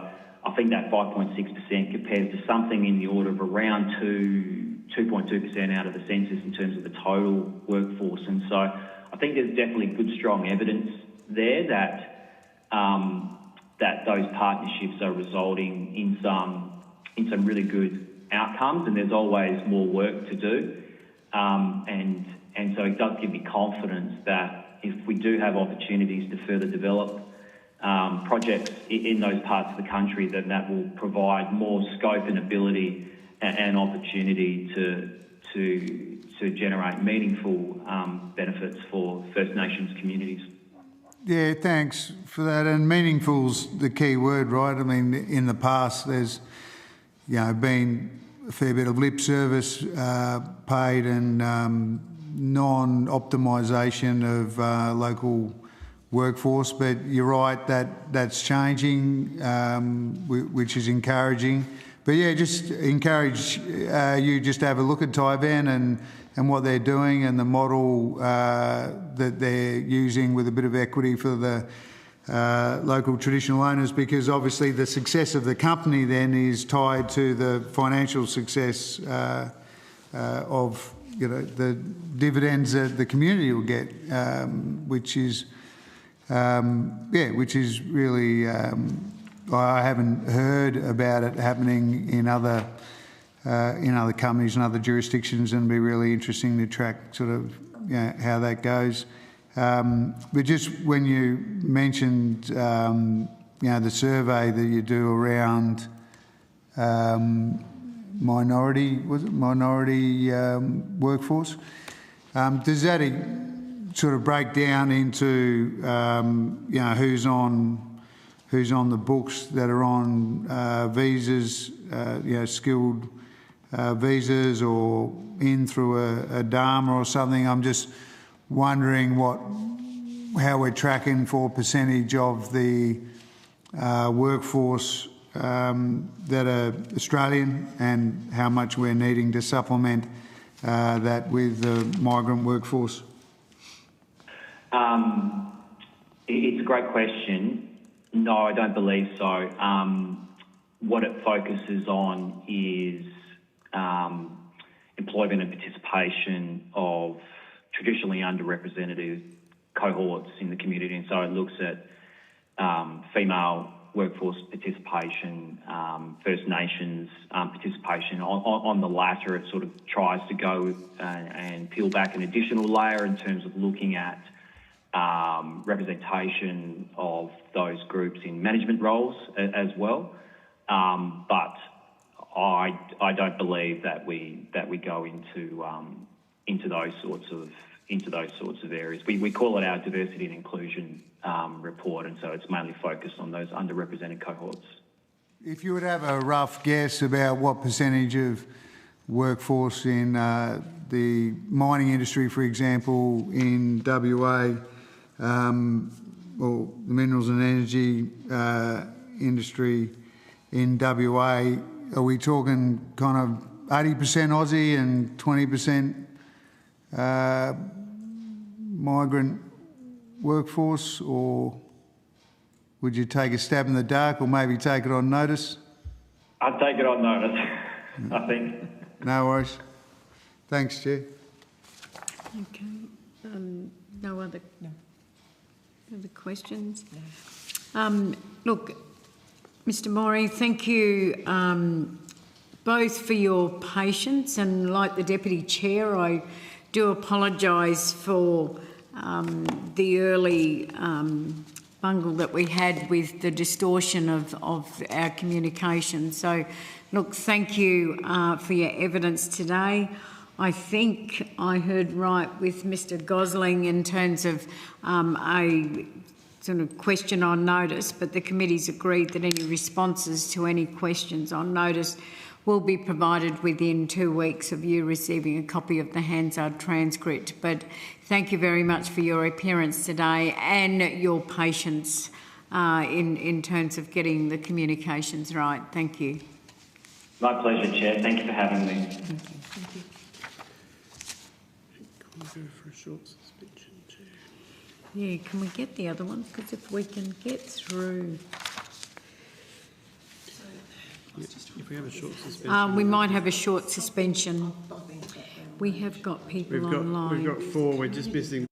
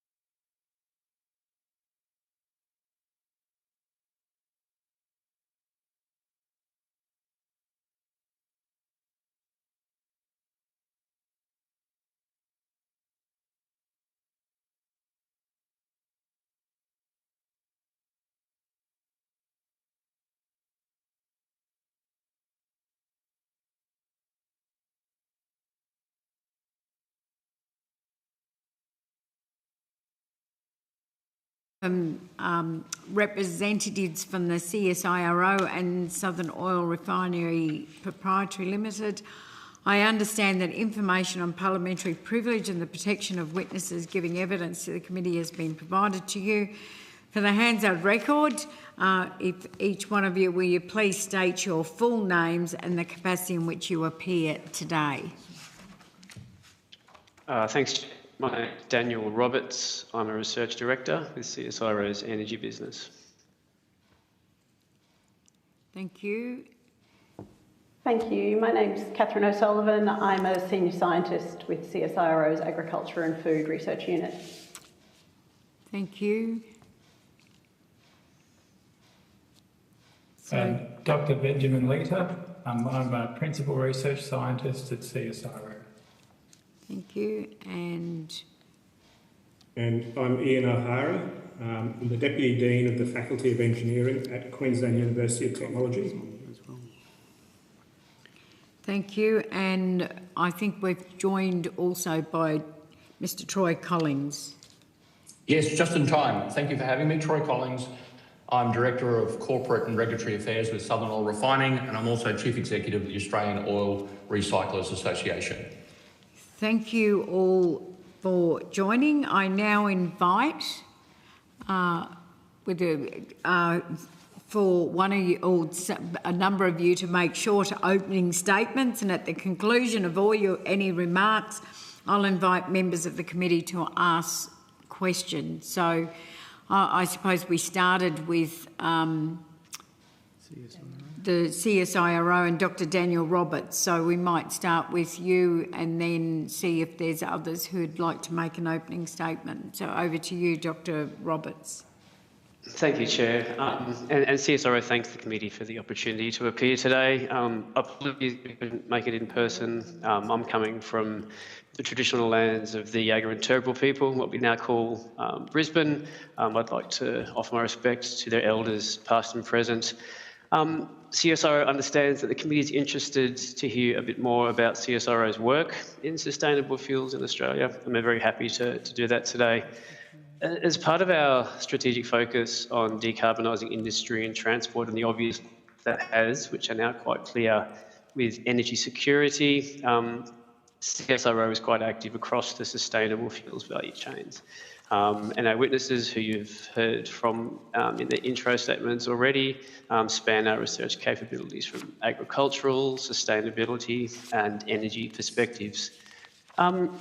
Look, electrification is important, but it's very clear that there are sectors where this is not going to be viable, and that's where we see sustainable fuels as playing a critical role, very relevant for aviation, heavy haulage, marine shipping and heavy industry. We recognise many pathways to sustainable fuels production, from biomass, waste and agricultural residues as feedstocks and how that links back to agriculture and land use, but also the so-called e-fuels or power to liquids, where we can use hydrogen and CO2 as feedstocks. All of these will be needed to achieve the scale I think that these sectors require. However, some are ready now and others will take time and research and demonstration to be deployable, and it's a big part of CSIRO's role as the National Science Agency to support those activities. And of course, in doing that, we operate unique facilities that bridge the gap between lab scale work and industrial uptake. In Brisbane here, we have our gasification for fuels production facilities. We have farming systems field trials and e-fuels pilot plants. And of course, if any of the committee members are so inclined, they're welcome to visit these facilities if that's of interest. Look, CSIRO's role here is to work with industry and government across the board to enable a range of sustainable fuels production pathways and support scale-up and implement through diversification and demonstration. This is a big focus of us from a strategic perspective, but also a science and technology perspective. And look, my colleagues and I are very happy to talk a bit more about that work today. So thank you. Thank you, Dr. Roberts, and I might now invite Professor Ian O'Hara if you had some opening comments. Yeah, thank you, Chair, and thank you also to the committee for the invitation. So my name is Ian O'Hara, and I've worked for a long time in the area of value adding to agriculture, and particularly in the area of low carbon liquid fuels.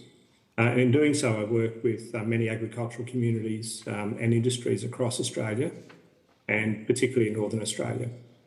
In addition to that, I also support the Queensland Government through the Department of State Development, Infrastructure and Planning as the Biofuels Industry Envoy, which includes supporting biofuel projects become commercial across Queensland. Chair, agriculture is important to Northern Australia, and of course many communities, as you know, are reliant on its ongoing success through its contribution to regional incomes, infrastructure and employment. However, many of our agricultural industries are challenged by rising input costs, impacts from weather, pests and disease, and the complexities of supplying primary products into uneven global markets. The production of liquid fuels, low carbon liquid fuels, from new and emerging crops can make a significant contribution to Australia's liquid fuel requirements, enhancing sovereign manufacturing, improving energy security, and improving the profitability of our agricultural industries. Chair, the opportunities for Northern Australia are real. Northern Australia has access to feedstocks that are globally relevant and domestic and export markets that can facilitate industry development. Domestically, mining, defence and agriculture all provide potential markets within Northern Australia. However, there is a need for a supportive policy environment into which Northern Australia's bioenergy and biofuels industries can grow. Many other countries have policies, both demand and supply side, to increase their attractiveness for investment. And we need to make sure that a supportive policy and investment environment also exists in Australia so that our industries have the same opportunity to benefit from the growth in global biofuels production. Thank you. Thank you. And I now invite Mr. Troy Collins, if you'd like to make any opening remarks. Thank you, Chair and committee members, and thanks for the opportunity to appear today. So Southern Oil Refinery, we own and operate 2 waste lubricating oil refineries at Yarwun, just outside of Gladstone, Queensland, and Wagga Wagga. Our facilities are an example of circular economy manufacturing, supporting both regional industry and the transition to net zero. Focusing on the Yarwun refinery, we process around 100 million litres of waste lubricating oil collected across Australia. We convert that waste stream into around 90 million litres of high-quality petroleum-derived products. That's about a 90% recycling rate. These products include recycled industrial fuels used in boilers, kilns and energy generation, re-refined base oils used to manufacture high-performance lubricants for engines, hydraulic systems and heavy machinery, process oils used in manufacturing of explosives for quarrying and mining, and bitumen feedstocks used in road construction and maintenance.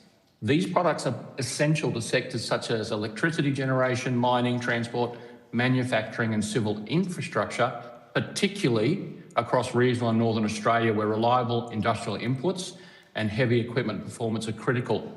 Importantly, in today's challenges we're facing, our products provide a sovereign domestic supply of hydrocarbons and act as a buffer against increasingly constrained imported crude and refined petroleum supply chains. We've also undertaken substantial work in sustainable fuels from waste, and we operate Australia's most advanced fuel laboratory. Our industry delivers real emissions reduction outcomes through resource recovery, product circularity and displacement of virgin crude-derived products. However, there are 2 key policy constraints limiting current and future investment and growth. The first is the long-term sustainability and settings of the Product Stewardship for Oil scheme, which underpins waste oil recovery and re-refining, not just for us, but for all our sector across Australia. It was independently reviewed by the University of Technology Sydney in 2024, with findings and recommendations provided to the Commonwealth Department of Environment in February 25. The key recommendations fundamental to the effectiveness of the scheme have not been acted upon, and the sector has significant challenges until those recommendations are acted upon. The biggest being, the last 2 years, our infrastructure is full, and so over the next decade, more than 500 million litres of waste lubricant oil will go uncollected and will not be recycled. The second policy setting is the Australian Carbon Credit Unit's ACCU framework and methodology settings, which currently do not fully recognise the carbon abatement benefits delivered by circular economy and waste-derived fuel projects, unlike many other countries. We believe Northern Australia is uniquely positioned to lead an emerging circular economy and industries that combine decarbonisation, regional development and sovereign industrial capability. Thank you. That was a little longer than I intended, but I welcome the opportunity to assist the committee as I can. Thank you, Mr. Collins. I'll now hand over to the Deputy Chair if she's got any questions. Well, as an ex-science minister, I got lots of questions, but, you know, it's not about me. So I'm acutely aware that Dr Roberts was the only person that we got an opening statement from CSIRO, and we do have 2 other people, which is obviously Dr Sullivan and Dr Lieta. And I do note that both of those individuals are from CSIRO, Agriculture and Food. So I wanted to give either of you an opportunity to talk about what you see the challenges are for us to just effectively to be able to contribute more, grow more agricultural products in the north. Floor is yours. I can dive in, Ben, and then you can follow potentially. I would say one of the key messages that we have found through our research is really the need for diversification of feedstocks. So to meet the scale of the potential demand, even if we focus in on the hard-to-abate industry, so aviation, long-distance haulage, shipping, heavy industry, we can't do that with any single feedstock. So at the moment, we're doing quite well in producing significant volumes of fuel from things like waste streams like used cooking oil at tallow, canola, sugarcane, but there's a lot of potential out there to integrate either by harvesting residues that are already made in the industries that we have, so forestry, agricultural stubbles, etc., or by modernising and innovating farming systems so that we can integrate some of these new and emerging crops in ways that have co-benefits. So one that in the north that we talk about a lot is utilising some of the extensive grange lands by integrating things like Pongamia tree orchards or shelter belts of natives, where you can keep grazing those lands, keep producing foods and also produce biofuel products. So if we do that, we can then have a range of different oil-based, carbohydrate-based or leafy, woody biomass-based feedstocks, which all need development of their own conversion pathways, but that's what will really allow us to scale this to a really significant volume of fuel to feed industry. Okay, thank you, Dr. Sullivan. Dr. Leta, have I pronounced that correct? Yeah, Leta? Dr. Leta. Leta, yeah. Thank you. So just on that, so we've got lots of different biomass available across the country. It's a matter of, Catherine just touched on it before, it's a matter of matching that up with the right conversion pathways to make these low carbon liquid fuels. So there's many different ways to make these fuels and different conversion technologies, some more mature than others, some closer to being economic than others. So the key here at the Agriculture and Food Research Unit is to align what biomass and what feedstocks we have available in specific regions to match up with the right conversion technologies. So when I think about, I represent half of Western Australia, so we talk about how wonderful it is to be able to grow what you want to grow in the Kimberley, for example. But is there a tension between growing crops for food and growing crops for energy? Look, I think Catherine would probably be best placed to answer that question. She's done a fair bit in that space. Yeah. Catherine? Thank you, Ben. We have a body of research that's been going on for many years that explores that tension between food and fuel. The answer is that it's complex, but in short, we can do both. And with the right frameworks, which are emerging internationally, so things like the EU Renewable Energy Directive and the CORSIA scheme that governs SAF, give us some leads into how to manage some of these conflicts. But realistically, there is scope in our current system for producing both and having potential co-benefits. So if we take canola as an example, the vast majority of canola that we grow in Australia at the moment gets exported to turn into fuels. But that's not the only product. You also get a seed meal that's left over when you extract the oil, which goes into animal feed. And then on top of that, it also provides a really important ecological service in the farming system. So it's a break crop for disease, for the grains that it's in rotation with, that it grows year on year with wheat or oats, barley. So that's just one example of a crop that is an energy crop, but it's serving multiple functions. And when we look at how we can expand biofuel feedstock production while protecting both standing forests and our food production system, we're looking at those spaces of where is there slack in the system that we can grow more? So can we improve our current yields on the land we currently grow? Can we do rotations better? can we expand in clever ways that will allow co-benefits? So combining grazing and woody tree production, or doing rotations differently. So putting in a cotton crop in the summer followed by a sorghum crop or maybe a carinata crop that allows us to get multiple things off the same piece of land in a single year. All of that requires development and R&D and careful management so that we don't overstress the soils, overuse water, but the short answer is it's possible, definitely. Okay, thank you. That's very, very helpful. Thank you, Dr. Sullivan. Before I hand over to my colleagues, the chair is now handed to me, so she's vacated the room. I just wanted to go to Mr. Collings and talk about Southern Oil. Mr. Collings, who buys your fuel? Oh, well,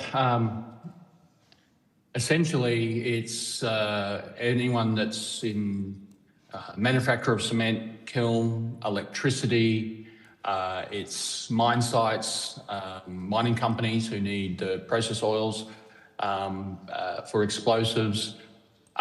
It's a very broad range of customers. The fuels, if we didn't provide the fuels to our customers, they'd have to probably buy diesel, which is more expensive. And as I mentioned, we definitely there is a significant carbon abatement when you produce a litre of refined base oil from waste versus importing a litre of virgin crude lubricant from the Middle East.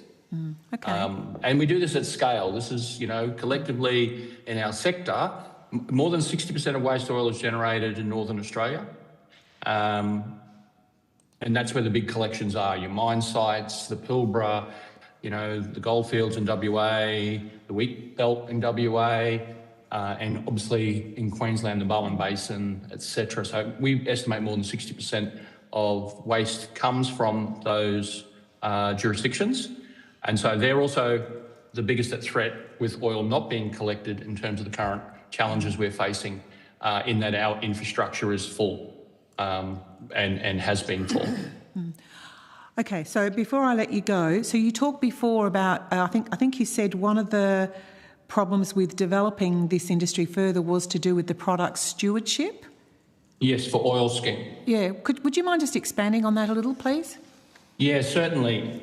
It's quite simple and elegant in a way, and it's kind of gone below the radar until recent times where we've been unable to collect this waste lube oil, which becomes a hazardous good.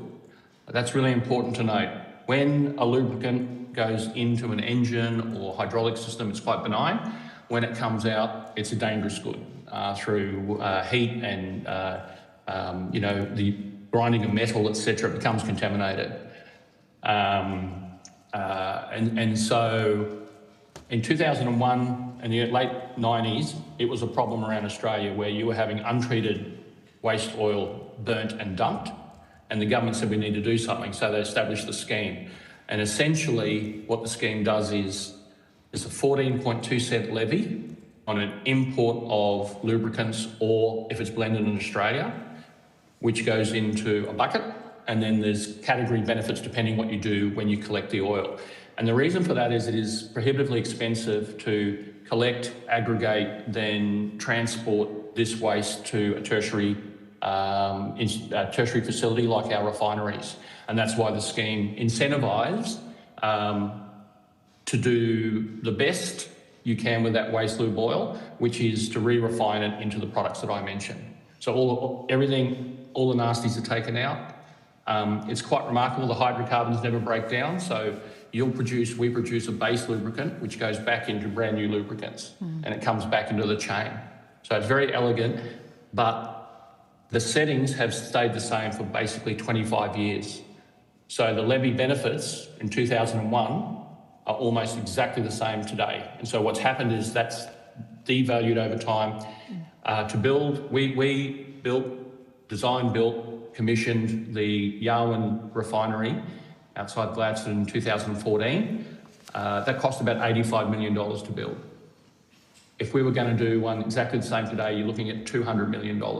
But the levy benefits have not shifted, and that's created this tension where it's just uneconomic to collect the oil. And there are instances, the Pilbara's actually one of the biggest where it's prohibitively expensive to collect it, as you might imagine. But we're talking about Darwin, Cairns, regional New South Wales, Victoria and Queensland have all had, in the last 2 years, instances of waste lube oil not being able to be collected. So who's responsible for this product stewardship arrangement? I mean, It's the Department of Environment. Yeah. It sits under the Department of Environment. Yeah. Sadly, I was also a Minister for Environment. That's why I had this vague recollection of this product stewardship. Yes. So yes, I'm sorry that it hasn't improved. Okay, right. The chair is now back, and I'm sure other colleagues have got questions. Mr. Gosling. So yeah, on the low carbon fuel piece, and there was the comments that different areas of the country have different feedstocks. I was wondering if anyone is across the mothballed, as I understand it, SAF and other low carbon fuels company in the top end of the Northern Territory. Is anyone tracking that? I think they might refer to the biodiesel facility up in Darwin. Yeah, and the feedstock and the issues, what changes or what initiatives or supports could be provided so that companies like that can operate at a profit? Yeah, look, I'm happy to jump in and others may have comments. Look, Australia's got quite a lot of surplus biodiesel and also ethanol production capacity. So over the past sort of probably two decades, there has been expansion and investment in biodiesel facilities. Biodiesel typically requires oils of different types. So it could be tallow from the red meat sector, or it could be used cooking oil. But a number of the biodiesel plants are either in Australia, including in Darwin, are either shut down or running at very reduced capacity because it's very difficult to get the product into the market, and the economics are challenging when they have to compete purely on a price perspective with the very large-scale fossil production systems. Likewise, in ethanol, there's facilities in Australia running under capacity, and also a mothballed facility in Dalby as well. Again, similar reasons that it really it can be difficult to get the fuel to market, and there is sort of a need to ensure there's demand for the products in the market. So one of the things that the industry has been saying for some time is that there's a need for both supply and demand side measures to ensure that there is a market in Australia for the fuels that we can already produce. So we can look at the short term and say, well, there's an opportunity in Australia in the short term through good demand side measures to actually get those facilities up and operating again. And that could happen in quite a short time frame to get back up to full capacity. In the medium to longer term, then there's an opportunity to really expand the sector, particularly across the north, through building new facilities. And those facilities obviously will create investment in the regions and create long-term ongoing employment for many different regional communities. So that could have benefits obviously across industries like the sugarcane industry or the red meat sector, but also into new and emerging crops like pongamia, in which there are trials across northern Australia at the moment. So it really is a matter of that other countries have these measures in place, and their farmers and their agricultural systems are seeing those benefits in increased profitability and increased resilience. And unfortunately, while in Australia we don't have those measures in place, our farmers are having to export product into markets that are competing with other countries that already have those measures in place. So it becomes quite challenging for the Australian agricultural system.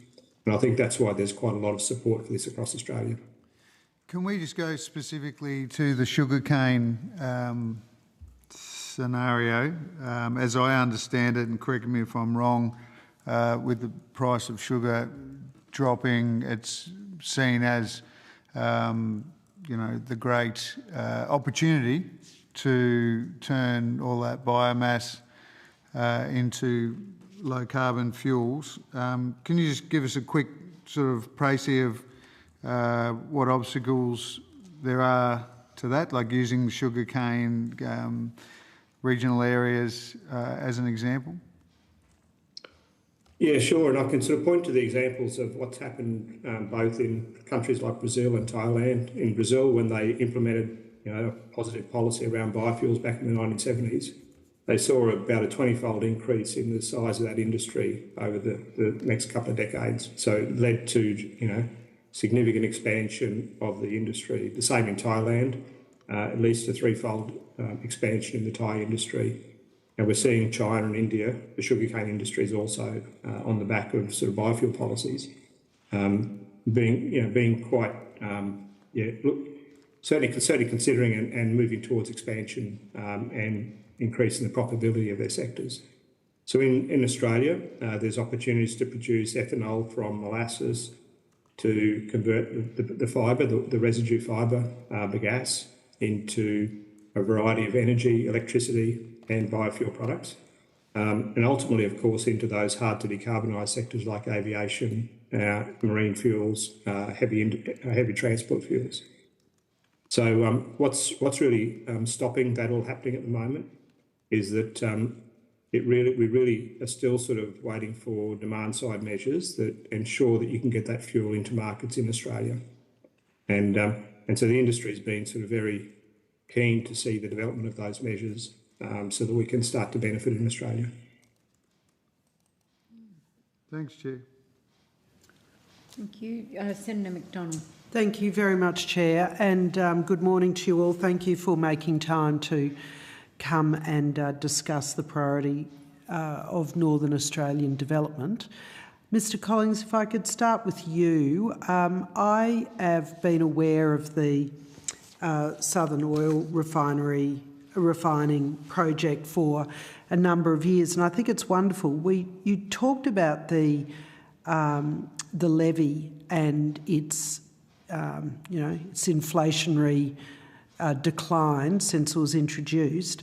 I observed the huge number of tyre stockpiles across Northern Australia, particularly in places that have significant trucking and mining.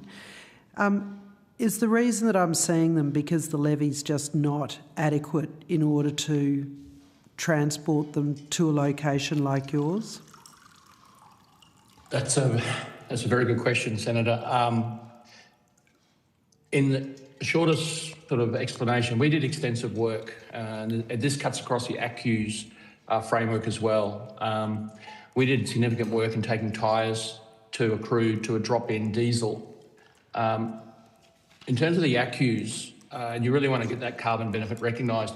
If you use mining tyres, you would potentially get recognised because it's derived from rubber. It's biogenic. If you use passenger and truck tyres that are synthetic, you can't claim it. And so this is all about volume. So what you really need is recognising a life cycle analysis benefit of diverting waste from dumps and being dumped. So there's a tyre levy which sits outside the PSO, and it clearly doesn't work because, as you said, there is these. And look, to be honest, at the moment, mines are allowed to dump their tyres in pit in terms of disposal. I certainly couldn't do that in my backyard in Annerley in Brisbane. I'd probably get in trouble for that. And it's a terrible waste of a resource, but the economics need to drive it. And unfortunately, we don't have settings that facilitate that outcome. As Ian said, when you're looking at producing a fuel, you've got to look at what the terminal gate price is from big oil. And it's very difficult to match that unless you have economics that make sense. And that's why we strongly think there should be more support for waste-derived fuels, which are about circular economy, divert waste from landfill, and it changes the economics because you do get a fee for disposal. Whereas taking landfill, you pay a fee and it's just buried. So yeah, the scheme settings though have not shifted in terms of the category 1, which is the re-refining, the best outcome for waste lube oil. They have not shifted since 2001. And so we got the situation, particularly in Northern Australia, where oil collections are not being collected. It's just uneconomic. We've engaged with Department of Environment, Murray Watt, on this extensively. The independent review was undertaken by UTS in 2024. It was extremely specific about the recommendations. Key recommendation was the levy and levy benefit need to be contemporary. Yes, it protects the environment. It's been a very good scheme, but industry is full and it's just too expensive to build the infrastructure we need today under the current settings. The biggest risk is that waste oil is dumped or burnt untreated, and it is increasingly a risk because it's not collected. Okay, so you spoke a lot then at the end of your answer about waste oil. Does that mean that tyres are, and I was really surprised, I didn't know the difference between truck tyres being rubber-based and domestic use being synthetic. So there you go. Yeah, mining truck tyres, yep. Yeah, I did not know that. So is what you're saying is that tyres as a source of recycling for either fuel or for lubricants is not a big part of the business or not a focus, or can you clarify that for me? The economics don't make sense at the moment with the current government settings with the ACCU framework as one of the levers. And then you really do need a cost for the recovery of those tyres. If you're going to, I feel and I think as we look at, environmentally social responsibility, mine companies will look at this increasingly, and I think they are. It's not just the rubber you can recover, it's the steel. So we're talking, 4.5 tonne tyres per unit. There's a lot of steel. You can derive crude from the rubber, and there's also char, which has applications. And friends from the CSIRO would know way better than me. It's very elegant, but it all comes to back to economics, Senator. And the current settings we continue. I think the perfect is being the enemy of the good. The ACCU settings are only about biogenic feedstocks. Whereas if you look at Japan, South Korea, the US, the European Union, the UK, they all take life cycle analysis into consideration in terms of looking at carbon abatement. Unfortunately, we're not there yet. It's interesting because this ACCU methodology keeps coming up. I mean, the absence of useful ACCUs for agricultural production, for recycling in your environment. I'm sure we could find a list where it doesn't seem to be satisfying anybody, and yet we're all hanging our hats on ACCUs being an economic driver for change behaviour. Absolutely. Our view is the current framework does not adequately recognise or incentivise emissions reductions and circular economy outcomes from recovery and re-refining of non-biogenic hydrocarbons, such as lubricating oils, waste-derived fuels, such as tyres. But these activities deliver substantial life cycle resource efficiency benefits, and they remain a gap in the methodology coverage for these industrial recovery pathways. It's hard work when, we've got all these waste resources that we could be doing more with, and it's not an either or. Biogenic feedstocks make sense, but so do non-biogenic, but we're just not there. And I keep saying the same phrase, it's the perfect being the enemy of the good. And it's about a transition to net zero. It's not about net zero. And unfortunately, I think we're missing huge opportunities to transition, to improve that transition that make economic sense. Well, it also makes economic sense from, just having a clean environment, of not having waste. And I think all Australians can understand the immediate impact of that in their communities and regional places. So, no, big fan. Could I thank you, Mr. Collings.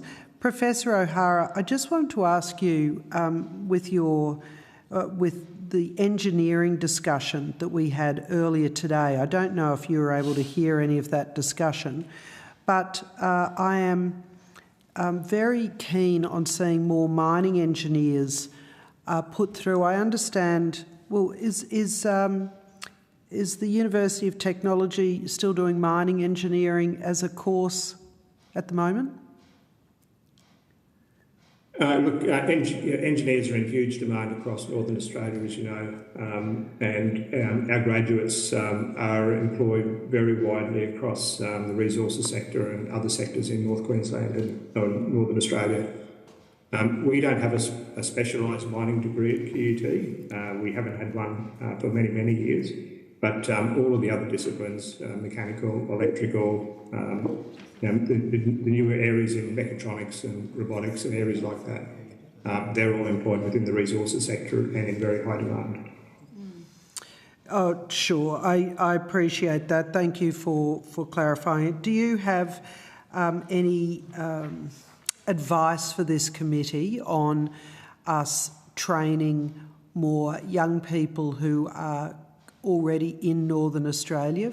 What is the offerings that you have that would assist with that?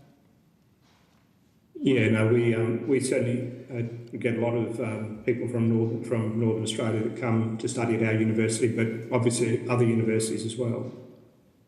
Skills are a constant source of conversation whenever we talk about emerging industries in Northern Australia, and whether it be engineers or other graduates or trade skills or even other TAFE or qualifications. They're all really important to Northern Australia, and the workforce implications are something to be really genuinely considered. So we're doing what we can, but I think there is a need to look more closely at the types and nature of the skills required and how we can make sure that we can not only train people from Northern Australia, but encourage them to remain in the region and contribute to the long-term development of the region. Terrific, thank you. Dr O'Sullivan, or any of the CSIRO representatives, but perhaps if I could start with you, Dr O'Sullivan, I wanted to ask you, we had a discussion earlier today about getting cross-government, cross-Northern Australia policy settings right in order to get the outcomes that we want. One of the areas that we had a discussion on was the National Water Initiative and how that impacts with identifying water resources and, of course, storing it and managing it in order to develop more food production. Would you have views on that, or is that something that you could provide us with some thoughts on these cross-government portfolio issues? Sure. Look, I'm not a water expert, so I'll avoid speaking specifically to water, but I would say that the low carbon liquid fuel space is one where you're quite right. There is no avoiding cross-government cooperation, and I would also say across the different levels of government. So there's going to be policy settings at the local, state and federal level that all need to work hand in hand. And what's really challenging is that there's actually going to be potential for a need to have some sort of smoothing of interaction with international policies. So, for example, for sustainable aviation fuel, it has to meet the CORSIA settings, which are international, because any fuel that's uplifted from Australia for an international flight is going to have to meet that requirement, and you can't segregate a domestic aviation fuel supply from an international. So basically, all of our SAF is going to have to meet that international requirement. So I would say that it's critical that we get those cross-governmental policy settings aligned. We've had really promising interactions with Department of Infrastructure, DQ and Department of Agriculture. I think the conversations we're having are really promising in terms of everyone starting to think about the implications across the different groups. It's something that is going to take time and really needs to be thought through carefully. And then I would say, yeah, extending that out to bringing in state governments. They're already in the conversation, but continuing to bring state governments into the conversation. And thus far, we haven't had a huge amount of interaction with local governments. So in the future, I would hope to see the conversations reaching out and integrating local governments even more as well. I asked some questions earlier today about the role of AI in this kind of planning, coordination, or perhaps that's just the way my mind thinks. Perhaps there is other ways that we could be utilising AI in developing agriculture and food in Northern Australia. What's your views on that? We have a significant body of work that's specifically looking at the role of AI in agriculture. My interaction with it has been very much on the technical end, so things like using it to aid with bioinformatics, where you have large amounts of data and using it in those kinds of tools. But certainly there are people who are looking at the use of AI across the innovation chain. I would have to reach back into our group to see if there's work that speaks out to policy. I would say in CSIRO that's probably less likely, but certainly we can see a role for AI across the innovation and commercialisation chain. I think it's fascinating that it sounds as though in all the conversations I'm having that government will be the last frontier as opposed to the first frontier of utilising, even though I did hear of a project that the ATO did on blockchain for tax recovery a few years ago, but you know, you would imagine that the efficiencies and the potential available for you starting to, even just at a very, very basic level, to be using AI in government settings, particularly for Northern Australia, which really needs to leapfrog, you know, I guess 100 years of not moving at as fast a rate as perhaps our southern counterparts. So if it's not too onerous, I don't want you to go away, the CSIRO to go away, have to start a whole new body of work. But if there is just some advice or some direction you could give on some thoughts on how AI could be considered as part of leapfrogging in action for Northern Australia, I would certainly be keen to hear it, but I don't want it to be a very onerous question. I appreciate I've just asked a lot in a very simple question. I might defer to Daniel, but I think we can probably take that back to our team and see if they can provide some comment. I'm sure we can.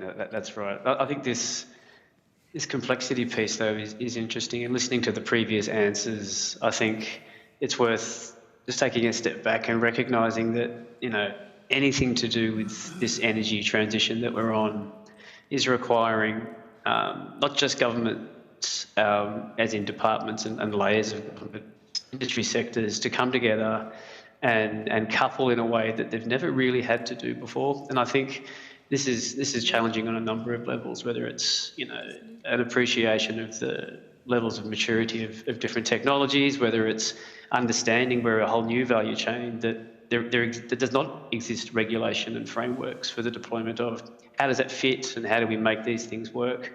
You know, how does heavy industry access the low carbon fuels that Northern Australia is able to produce? These are departments and industry sectors that have never had to try and make these things plug in before. I just think that really play out in terms of not just the need for new tech and science, but bringing technologies and science from a whole range of sectors where they've been deployed quite successfully together in ways which are a little bit novel and really, really important, but hard to make happen. So it's not just a government level complexity and interaction. I think it goes a bit deeper than that. No, I appreciate that, and I guess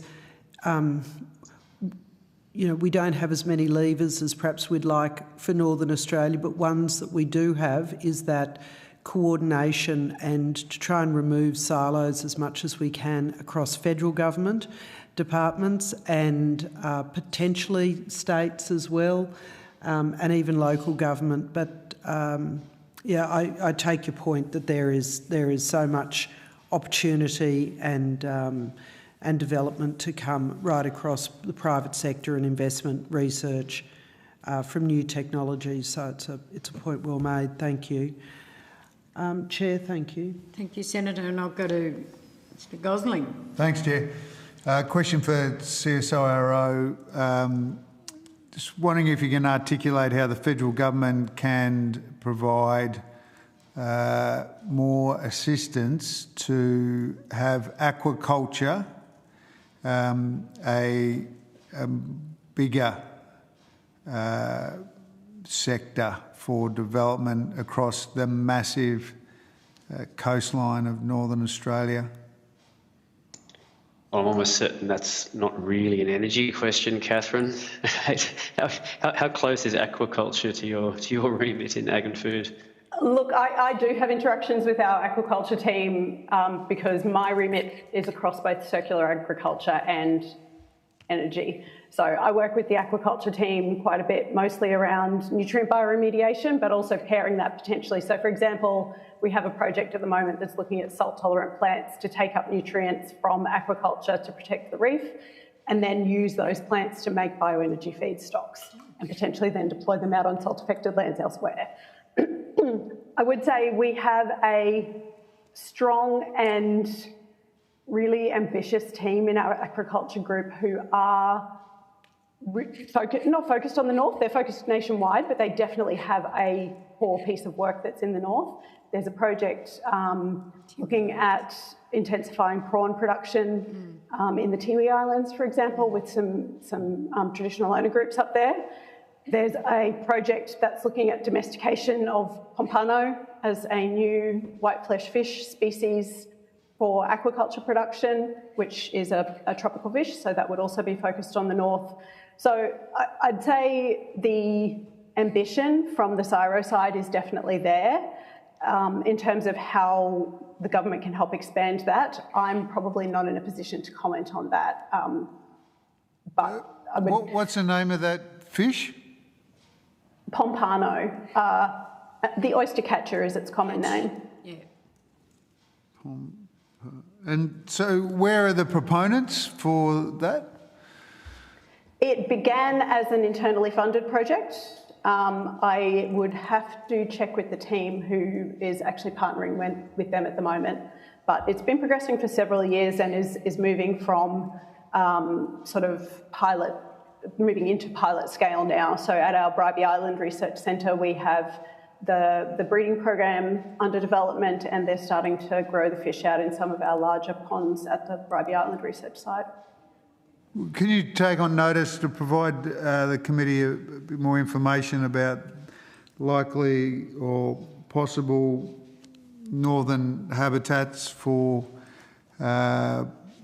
developing that particular option for aquaculture? Because a lot of communities are looking for ways to diversify their economies, and I'm interested in how the federal government can assist in that process through aquaculture. Thank you. Yeah, absolutely. Can I just add one other piece to that puzzle? The other work that the aquaculture group is doing is looking at freshwater native fish. So there's been some exploration of jade perch as a potential aquaculture fish for the inland regions of the north using freshwater aquaculture. So that's another potential piece of the puzzle. Freshwater. There's a lot of work. I think we're going to have a look. Can we fill up Lake Argyle with heaps of barramundi? Is that an option? Look, there are definitely programs for barramundi production. I wouldn't say Lake Argyle is one of them, but if you look at Humpty Doo, they're doing aquaculture for barramundi production very successfully. So they are indeed. And in Broome, they're doing some really good. Yeah, there's some great aquaculture happening out there. Any more questions? Thanks. Thank you. Thank you. Look, I want to thank all of you for your evidence today. The committee's agreed that responses to any questions on notice should be provided within 2 weeks of you all receiving a copy of the Hansard transcript. Thank you very much for appearing. Thanks a lot. Thank you. Thanks a lot. Thank you. The committee will now suspend for lunch and resume again at 1 p.m. 1:15. 1:15. I'm not sure that we'll get people.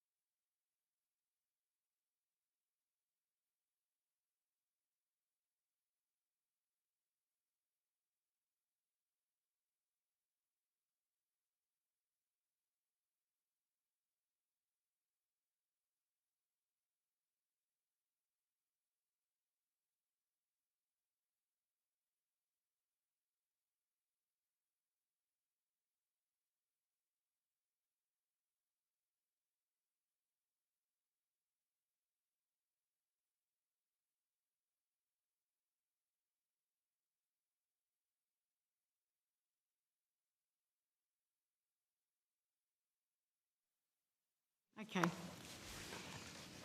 I now welcome a representative from the Business Council of Cooperatives and Mutuals in person.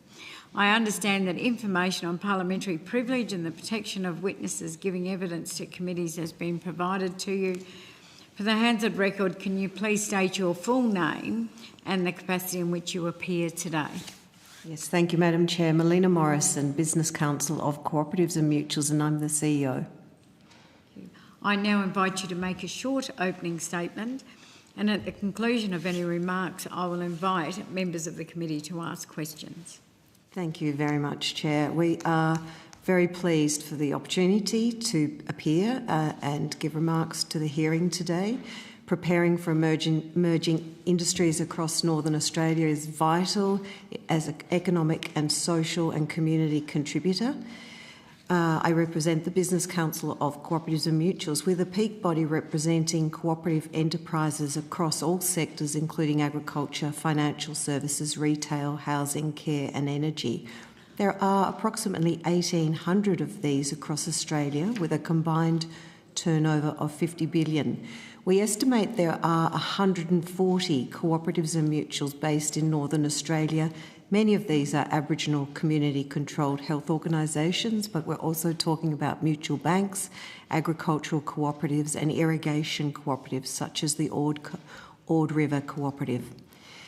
As member-owned and controlled businesses, cooperatives can play a stewardship-type role in developing new agricultural industries and the provision of essential goods and services to consumers, particularly in regional and remote areas.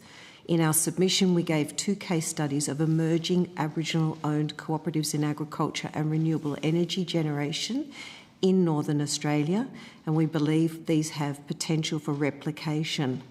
NAPCA represents a significant part of the Kakadu plum harvest across Northern Australia, and Gardara in Borroloola is the first majority Aboriginal-owned renewable energy generation project in Australia.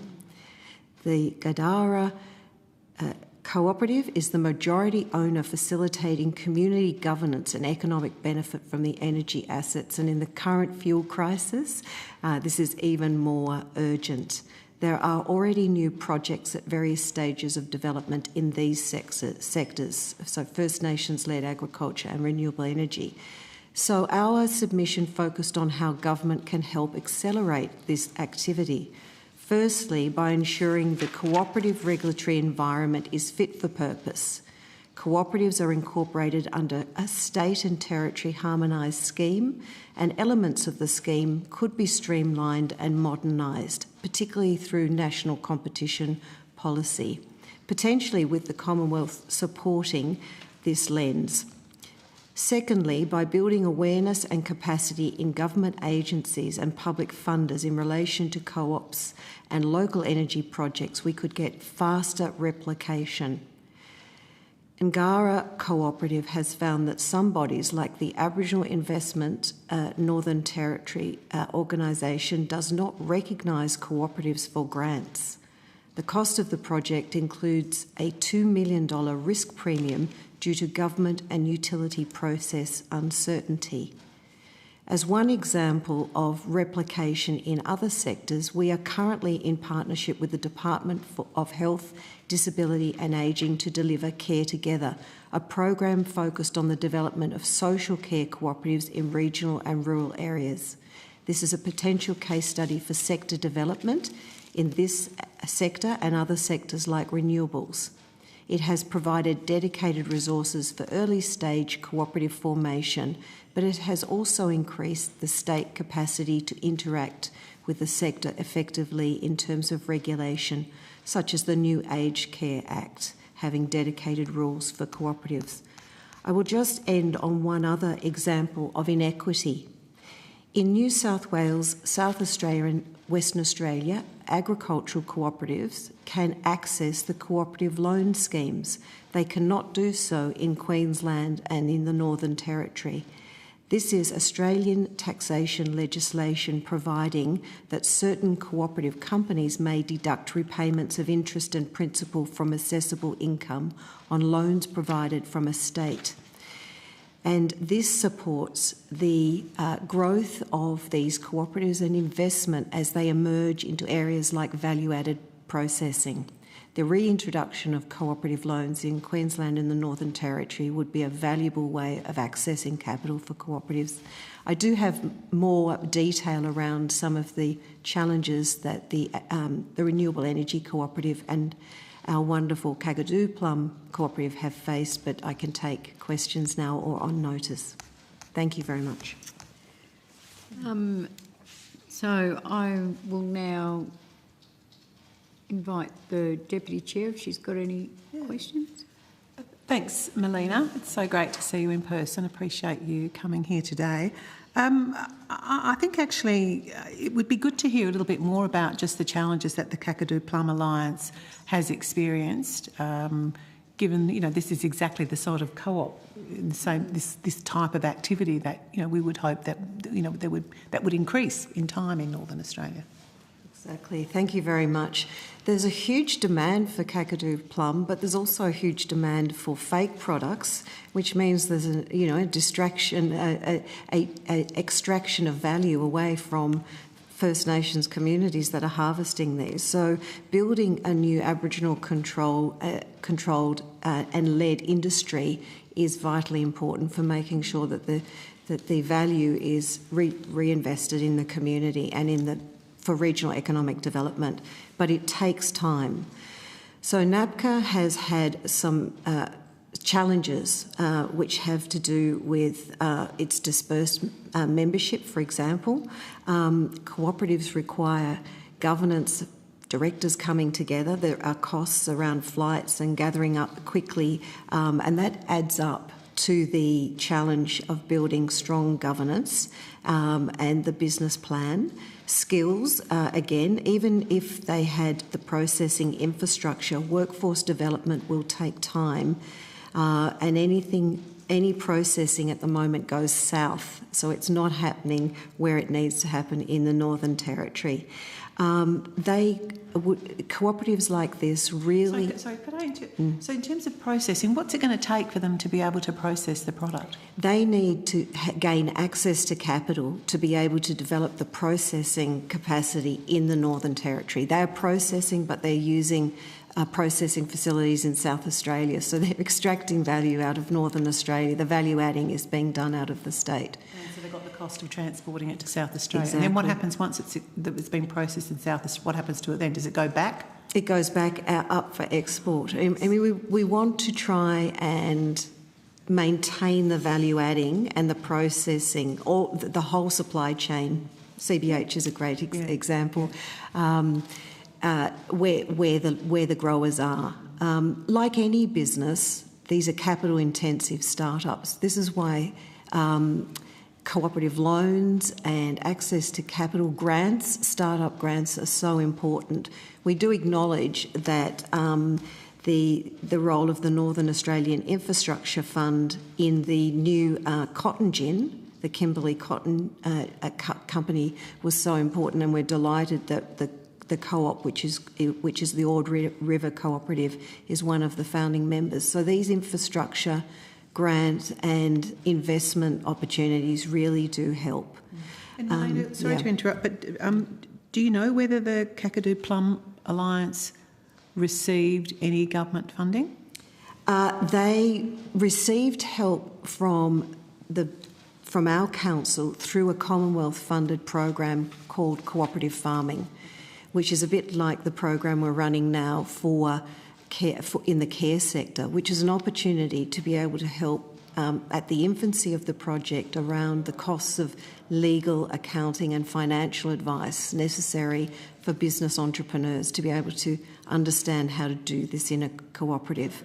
These schemes could also be folded into government, which is why we're talking about the need to create more resources within government, but we acknowledge the resources are very stretched. If I could give an example, in the Northern Territory, I'm just looking at the department that registers. There are only 5 cooperatives currently, And so Gardara, for example, which is registered in the Northern Territory, is working with an agency that has very low resources. And one way of strengthening Northern Australia's government agency ability to be able to provide advice and assistance to early stage cooperatives would be for the Commonwealth to encourage the states and territories to pool their regulatory resources. Rather than replication, duplication, we could do this through national competition policy, for example, and the benefits to Northern Australia would be that it would be much faster and clearer about how to register a cooperative, and importantly to go through capital raising or other processes for growing their cooperative. The other issue that NAPCO has is that the ability to hold online general meetings was undecided. It was not clear that cooperatives could do the same thing as companies. Fortunately, the Western Australian Parliament has amended the legislation finally last year to facilitate online voting, and you can see the efficiencies that's brought to the cooperative now when it has its members are land councils across the NT and Northern Australia, so they can now legally hold those online meetings. Under WA law, what about the territory? Yeah, it's quite confusing. There is one act across Australia called Cooperatives National Law, and Western Australia has its own version, but it's fully harmonised. So states and territories still regulate cooperatives. There is a difference in the pacing of regulatory updates, such as the vital online meeting updates that were done off the back of COVID when no companies could hold face-to-face meetings. And this is something we really need, an interaction between states and territories and the Commonwealth to say these are vitally important businesses. Let's try and enable a single regulatory mechanism pooling these resources. So, Melina, just to pick up on, I think, Mr Gosling's concern, so if you were a cooperative based in the Northern Territory, could you have online board meetings? It's not clear. So it's a matter for the discretion of the registrar at the moment. We'd like to see all states and territories make those legislative changes to confirm conclusively that co-ops can operate and run their governance processes in a technology-neutral environment, so face-to-face or online.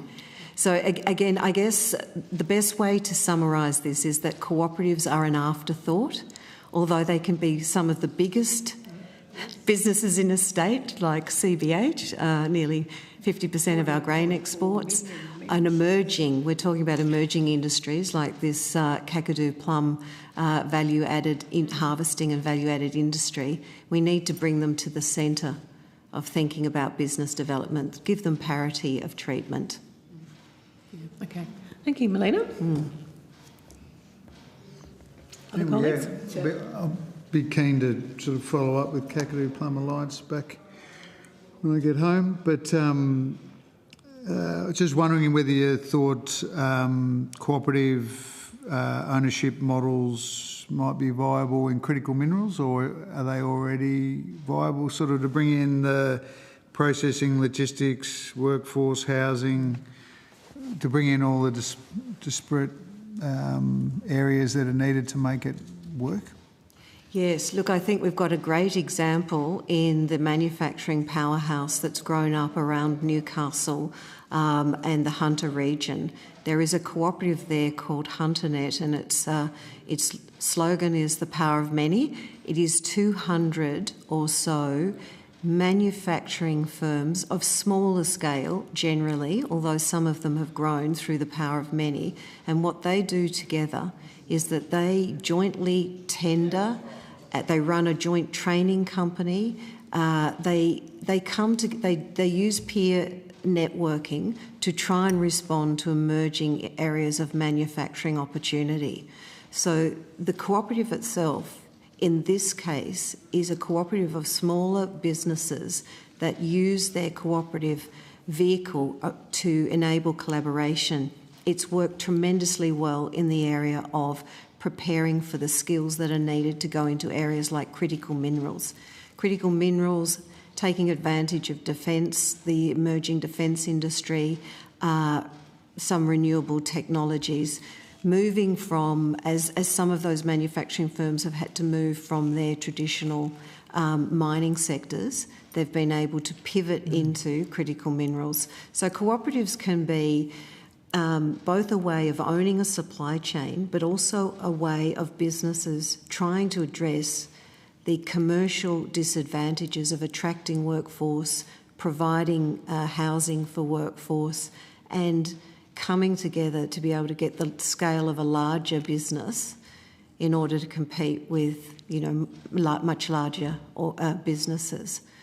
I think the other area where we could see, and there is some investment being made in the Aboriginal housing organisations to deliver more, agency and autonomy back to Aboriginal community housing organisations around, the building, maintenance, repair, and development of more housing, really empowered by community governance. Thank you. Can I, sorry, you finished, Mr. Gosnell? Lena, if I could just go back to, you were saying earlier on in your presentation, just tell me if I heard this right, just some issues that Kakadu, Plum and Nagari in Borroloola, Nagara, had with the Aboriginal Investment Northern Territory. Was that accessing loans or grants through that process? So I'll just explain how they, and the cooperative has given me this detail, which is fantastic. So they're registered in the Northern Territory as a state-registered cooperative. They've received approximately $8 million from ARENA, which is fantastic, towards construction of a micro-energy production asset to make them energy independent. A challenge here is that the Territory only regulates the 5 cooperatives I was describing, and it's really hard for them to have the staff time and knowledge to practically run that department. The government, the other difficulty they've come up with is that they had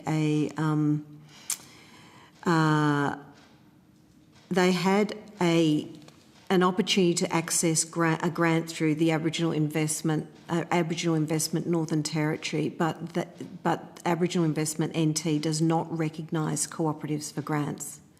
So they were discriminated on the basis of their chosen company structure. So the percentage of those cooperatives, though, are I'd say over 90% Aboriginal owned, or nearly 100%. 100% Aboriginal owned and controlled. And so they were told they still didn't meet the criteria.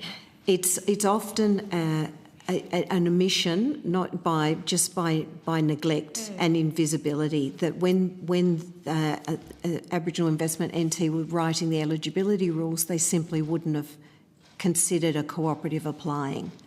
So a lot of our work at the Business Council is following up with agencies and saying, do you realise you haven't got a box for a co-op to tick? But that's just an example.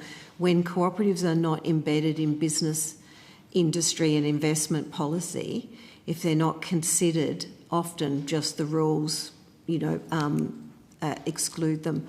I think one of the other areas that they've particularly had, which is just to do with the emergence of community-owned energy, is that the government and utilities process uncertainty has put a risk premium on the Borroloola project of $2 million. So this is not a co-op specific issue that they're sharing with me, but if government and utilities could work better with the community renewable decarbonisation projects, we might see more replication. There's lots of interest in what they're doing at Buralura. The distribution network service fee is also a challenge. The fee is for use of poles and wires, and that is not designed for local projects. So there's a lack of prioritisation of projects of community significance by energy regulators, and that's been another impediment. And in Northern Australia, the market is dominated by state power generators, which are not set up or incentivised or have processes in place to work with local community micro generators. Only state providers have access to the community service obligation, which seems incredible when you've got community-owned organisations, setting up these. But it probably hasn't been considered or conceived of yet. It's an emerging industry. But once the project is fully articulated, it's the replication of the whole process, from building community governance, incorporating a cooperative, developing the assets, applying for grants. It could all be scaled and replicated without duplicating processes. So does the business council, so your organisation provide, what sort of level of support do you provide to those small cooperatives, Melina? We did self-fund help for them because we thought it was so vital. They were well supported in other areas, such as that fantastic grant from Arena, but we were able to support them on the advice and the information around their legal structure, how they set up strong governance, and actually fly into Buralura and meet with community and do it there. We're not government funded, nor should we necessarily be. We're an industry body funded by members, which is why sometimes, when there's entrepreneurship or an investment, opportunity, the inclusion of cooperatives can be a way of bringing in some of that early start-up advice so that it's readily available. And it should, a cooperative is a business like any other business, so even an audit of the Northern Territory Government's response to all types of business entities could determine, is there a balance or is there parity of treatment? For example, if you turn up to government and say, I'm starting up a business, a small business, could I get the same level of advice from, government agencies if I turned up and said, I'm starting a co-op, how can you help me? So how does that, so in terms of the, do you mind?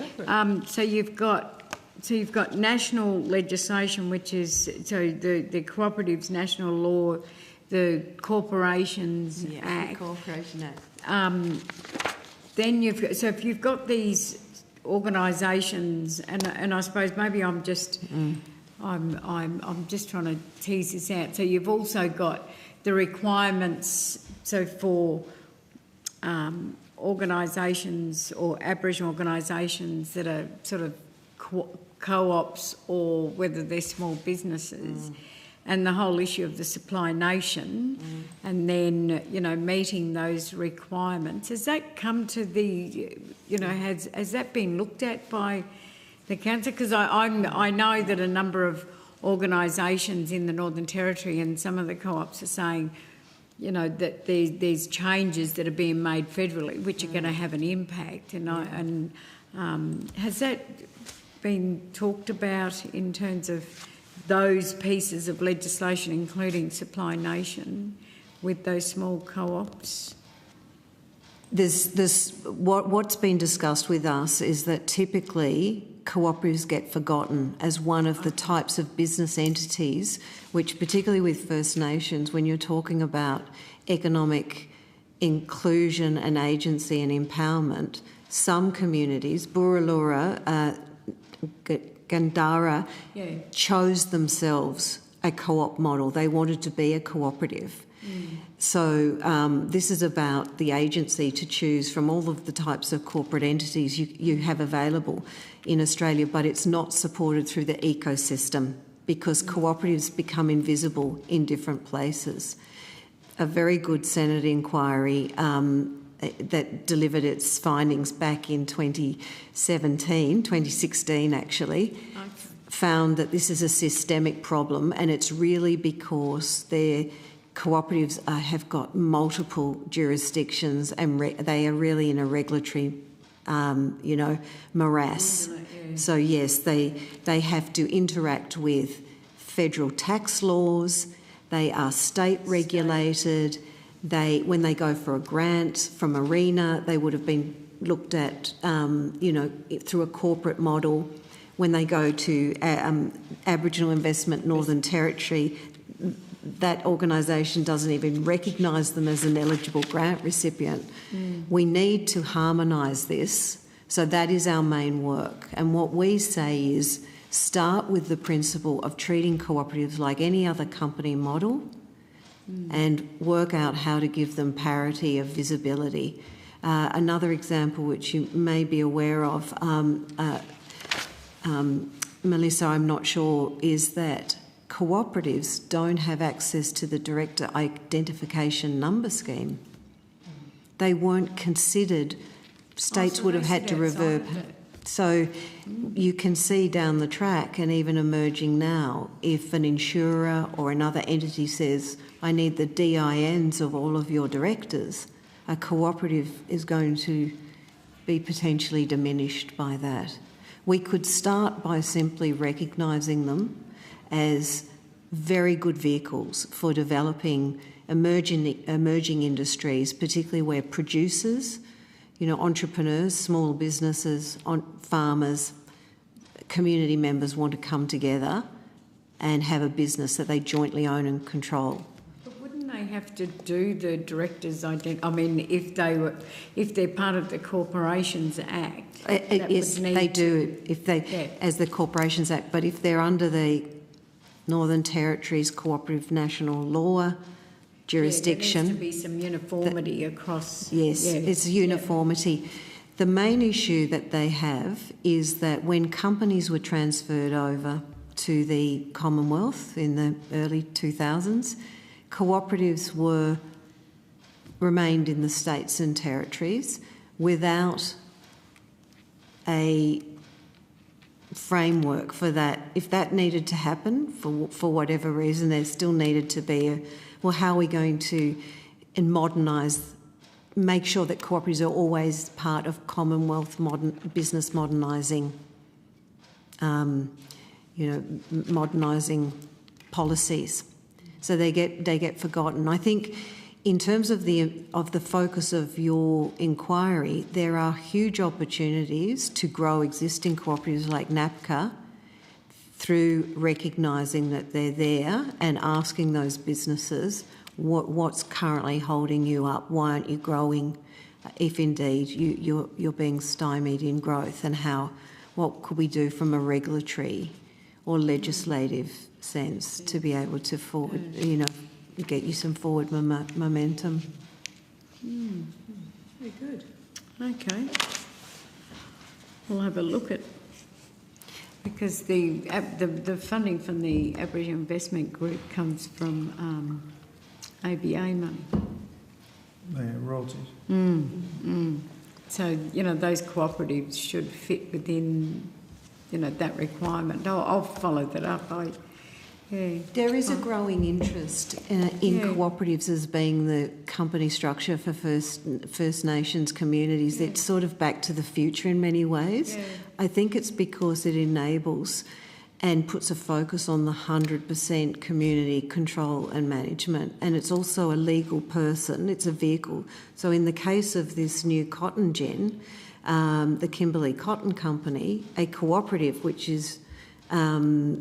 has members which are farmers, is able to be, the cooperative itself can be a shareholder in this new company. So it's a very flexible way of keeping, community control, but also, being able to fit into other types of scaled entities.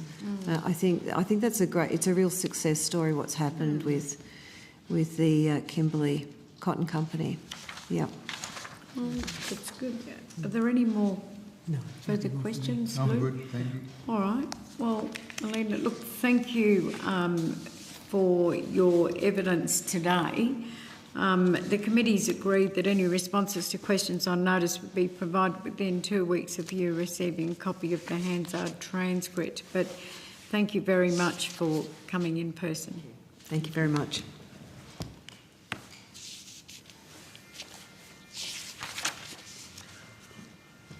Follow that up. I think Mr. Roach and Mr. Velgay, is it Velgay? I hope I'm saying and pronouncing your name correctly. Velge. my apologies. No problem. It's a bit like my surname. Everyone always mispronounces it. Look, which one am I here? Is this it? Is this thing? Yes. No? Mineral Policy Institute. Yeah, that's it. I now welcome representatives from the Mineral Policy Institute by teleconference. I understand that information on parliamentary privilege and the protection of witnesses giving evidence to committees has been provided to you. For the Hansard record, will you please state your full name and the capacity in which you appear today? Charles Philip Roche, Executive Director of the Mineral Policy Institute. Thank you. And Gonal Velge, I'm Research Associate at the Mineral Policy Institute as well. thank you. I now invite you to make a short opening statement, and at the conclusion of any remarks, I'll invite members of the committee to ask questions. Over to you, Mr. Roche. Good afternoon. Thank you for the opportunity to submit to and appear before the committee. The Mineral Policy Institute's vision for emerging industries in Northern Australia is to start by doing more of what we know that already works, to support local, sustainable, renewable and culturally appropriate industries. Across Northern Australia, the Commonwealth Government can address inequalities and a range of significant health, education and social issues, which will support emerging industries by committing to and investing in 6 areas. The first is technospheric mining. This should be the first priority for mining and critical minerals investment and to improve mining outcomes before we develop any new mines. The second is restorative justice as the foundation for new opportunities. So including the provision of safe and appropriate housing, which is the key to human wellbeing and a foundation for health, education and economic opportunity. Supported by education that recognises local culture and country and provides the skills required for employment and innovation. And we know what works here. It's real local jobs that serve the needs and local communities. Number 3 is small-scale, long-lived, locally appropriate development. What works here? Intensive horticulture and tourism. 4 is clean energy-based economies with outstation and homeland, renewable energy systems and community-sized microgrids. These are already working and being rolled out across Australia. And alongside the electrification of heavy transport, reduce costs and provide food and energy security. 6th one is to maintain and strengthen environmental standards, looking at land, water and ecosystem function, to protect and fund the management of ecologically sensitive and culturally significant places and processes. In closing my intro remarks, I refer you to the 3 opening principles of our submission, which is regional planning, decision-making, corporate and government accountability, and the 7 mining principles, which, while developed specifically for mining, actually apply quite well to development more generally. I can also expand on the vision I just outlined. We welcome any questions. Thank you. I'll hand to the Deputy Chair. Thank you.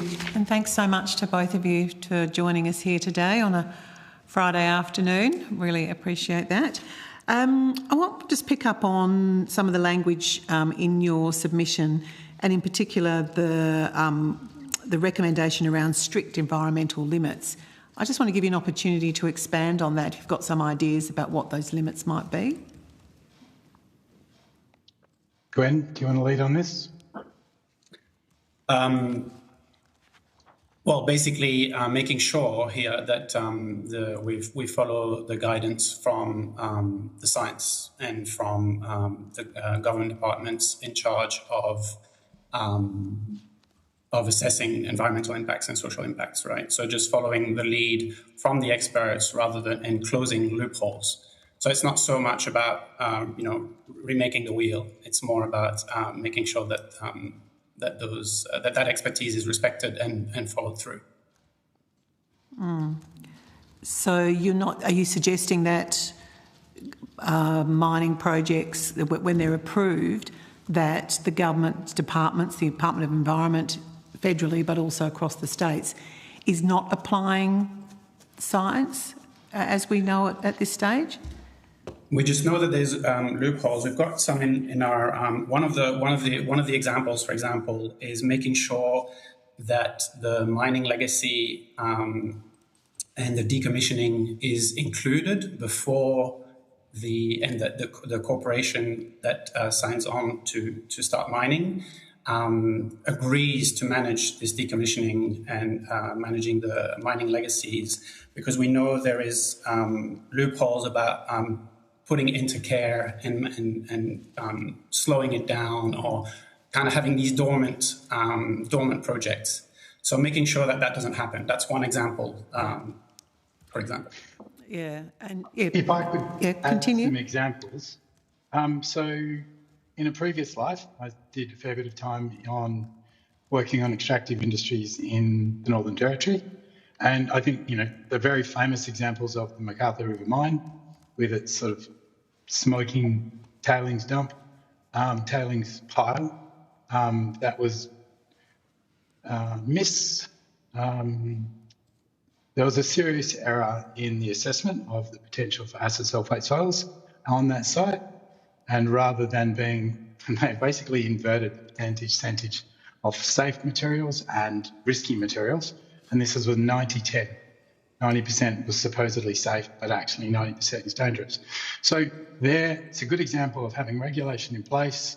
We had consultants' reports that produced information, but the outcome was pretty horrendous.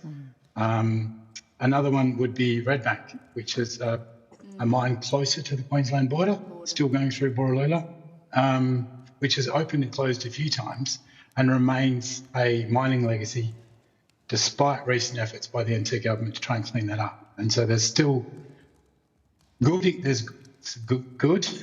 poor examples of how existing regulatory mechanisms aren't managing to limit the environmental impact from large-scale extractive industries. Yeah, and I suppose in my previous life, when I was a resources lawyer, one of the things that I really could never understand, I'm just talking Western Australia here, the mines department as we called it at those days, was if a mining company got a mining lease, which was the go, they could continue with their project. I couldn't believe that there weren't enough conditions around what they had to do at the end of life. And that is still to this day not enough. And that's really, so we can talk about environmental conditions and we often think, it's the Department of Environment's responsibility. But here was actually the mines department still don't do it properly now. So often it's just not a condition of actually getting your mining lease. So, I mean, I personally have talked about this a lot because as someone who lives in regional Western Australia and represents the Pilbara and many other parts where there's mining projects that get started and stopped, and and it is. I'm all for mining. You do it, you get in there, you get out, and you clean the place up, and you move on. But there's many examples of where they just don't do it. So anyway, I want to thank you for raising it. I appreciate that. Thank you. That's it. I think I might just follow on from what the Deputy Chair just talked about, and I think. Thank you, Mr. Roach. I think when you look at legacy mines, and particularly in the Northern Territory, I mean, you've got Rum Jungle, you've got a number of areas within Kakadu National, going out to Kakadu National Park. I know the Redbank mine has been a headache for both Northern Territory and Commonwealth, but also for traditional owners just trying to get, work or rehabilitation, or somebody to take responsibility for cleaning up those legacy mines. And I was glad to see that, in your, the decommissioning and environmental management. So under the new, with this, have you looked at, with the mine, the federal mine, the legislation plus the EPBC Act, have you looked across to have a look at not just policy, so the bonds that mining companies put in place if they're going towards, if they're going to do a project, people often set those bonds, but often those bonds or those payments really don't compensate, for once the mines come to an end. What do you think needs to be expanded, both within the Environment Management Act, but also within a resource, with when you're negotiating, for mines? What's the policy framework or parameters here that need to be put in place by governments, whether it's state, working with the federal government, so that we get this right? Because there are way too many legacy mines, right across the country, but across Northern Australia, which need to be cleaned up. Someone's got to take responsibility. Thanks, Senator. There are more than 50,000. MP. Everyone keeps calling Melissa and I and Luke. No, we have got senators. There is no senator sitting here today. Okay. Much of what I learnt about mining legacies, I learnt from communities in Borroloola working on the MacArthur River and the Red Bank project, and subsequently learnt a whole lot more. Mining's looked after by states and territories. The federal government has been reluctant to actually engage until more recently, when they're just looking to expand mining. But that's not met with a concomitant commitment to help with the regulation of mining and ensuring that, because there's not just ugly, damaging impacts for this generation, we're also leaving them in perpetuity, which needs to be costed, and we don't do that very well. There's been reform in both WA and the NT, not quite so sure about Queensland, to bonds systems and trying to put aside enough money to look after mining legacies. But I think many people, even in the industry, would agree it's still inadequate. It still undervalues or underprices the cost of actually fixing up these sites. And it seems to be based on an assumption that rehabilitation works the first time and never has to be revisited. Whereas we know in practice, rehabilitation often is problematic. You might fail completely, you might erode over time, and we don't have adequate legislation and regulations to look after and prevent new sites occurring or to address existing ones. And we need a lot more money, unfortunately, and maybe some penalties might help to stop companies being able to walk away. There's care and maintenance that Glenn referred to earlier. It is a great way of just parking your mine and not doing much with it. And then, as Queensland has and New South Wales has seen a bit of, those sites can then be off-sold to smaller companies who have absolutely no ability to clean up what was previously a larger mine owned by a larger company. And we've seen that in the coal sector in Queensland. So there's so much there that needs attention and scrimgeour. No, look, thank you. Mr. Gosling? I was just wondering about to get an idea of the scale of the opportunity with the decommissioning piece. It's a broad and open question. Any thoughts on that you can give would be great. I've seen stakeholders in Northern Australia suggested the decommissioning of sort of oil rigs, like large energy infrastructure, through to remediation of long-term sites that have had a lot of hydrocarbons in them.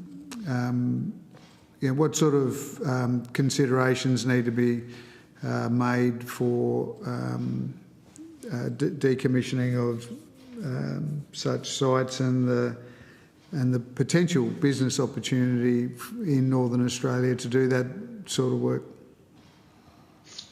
Thank you. Ironically, the opportunity presented by thousands of mining legacies is a real regional business opportunity. Most of these sites exist in the regions. It's very expensive for southern corporations or even Darwin-based corporations to get out there and try and fix up some of these sites. And I've always seen it as a great opportunity for the local people, First Nations, Aboriginal communities, to get involved with cleaning up the sites that they're concerned about. In terms of the scope of it, the last time I heard sort of back of the envelope estimate for Jabiluka, that was $1 billion, and we're hoping to clean up that site. Obviously that's contaminated and radioactive, and we're hoping that Rio is going to pay that. But they don't have to, because it's owned by a subsidiary company.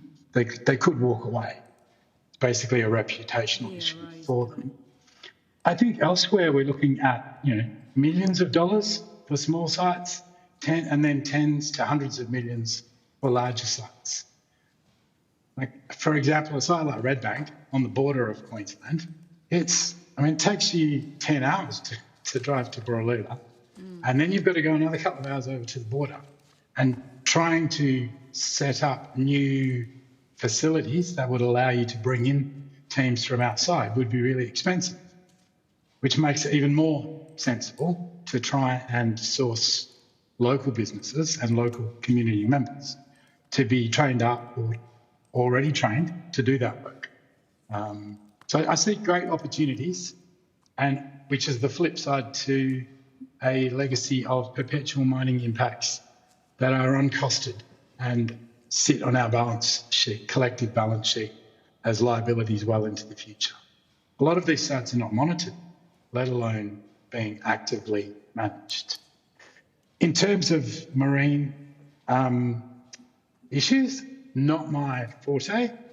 If you wish, I could seek up some information on that and get back to you about decommissioning sort of oil and gas. But I'm more of a terrestrial hard rock sort of guy. No, I appreciate that, but it's okay. I've got some connections. It's a good reminder, but I can follow those up back in Darwin. We've not getting rid of, what's that word? When Disposed? We're disposing of some defence estates, sites. One of them is a long-time unused oil tank facility on prime real estate in Darwin City. When that site is remediated, like long-term hydrocarbon use, is it a matter of just sort of digging it up and then trucking it out to a location, digging a big hole and burying it? That's the typical accepted practice. There's a sacrifice zone that we don't value quite so much, and we dig a big hole and we bury the hydrocarbons and we try to, ignore that problem. It's not a very sophisticated method of dealing with our existing pollution. Yeah. I'm very interested in what that's all going to look like, but it's kind of outside this, perhaps a bit out the side of the scope of this conversation. But yeah, it's something that needs to be looked at so we can optimise that great piece of real estate. But I'm okay, thanks, Deputy Chair. That's been very interesting. Thanks, Chair. Right. No, look, I think I don't have any further questions, but I do thank you for your submission to the committee. I don't think there was any questions taken on notice, but I do thank you for your evidence and for coming and appearing before the committee by teleconference, Charles and Gwen. Thank you very much. And for taking the time of applying to the committee. Is there anything further you wanted to add, or? Oh. Could I do it? Yeah, I have got one, because we managed to hear some of Ms Morrison's presentation before ours started, and I think hearing her talk about community cooperatives is a great example of where the emerging industries might not need an industrial revolution. We might just need more social governance and support that allows community scale development that is sort of much more appropriate in sense of time and space. We don't have to fully reinvent the wheel or industrialise the north to actually meet the development aspirations of the people that live there. That's good. Thank you. And Gwen? Yeah, very similar contribution here. So I saw the presentation prior to ours as well. It's exactly the same thing. So on one hand, we don't need to reinvent the wheel, but on the other hand, doing what we're suggesting, in fact, leads to quite deep changes. So what your previous guest was pointing to was that cooperatives actually do exist, and they're just not able to do things that corporations are able to do for what seems to be very superficial reasons. And I guess the mining principles, just to understand our submission, is indeed a baseline that many groups have agreed on, and to make sure that communities are put back as real stakeholders in any project they're going to be developed. We don't have the specifics of exactly how everything should be done, because this requires a lot of actual decision making together. But the point of the submission is specifically to make sure that one, we look at technospheric mining as an opportunity, and two, that we make sure that communities are at the center of the decision making, not necessarily the industries always who guide the proposals. And we can see from the submissions put into this inquiry that obviously most submissions are made by corporations and not many groups like ours. So that's mostly why we present. So it's a more of a general outlook, but it leads to a different world. No, look, thank you. Thank you for your comments and certainly for your evidence, and we take on board your last lot of comments. So thank you very much for appearing before the committee today. Thank you. Thank you. Thank you. So that concludes today's hearing. Thank you to all the witnesses who appeared and to Hansard and Broadcasting for their assistance. The committee has agreed that responses to any questions on notice should be provided within 2 weeks of witnesses receiving a copy of the Hansard transcript, and the committee stands adjourned. And I thank you, Deputy Chair, and my colleague, Mr. Gosling.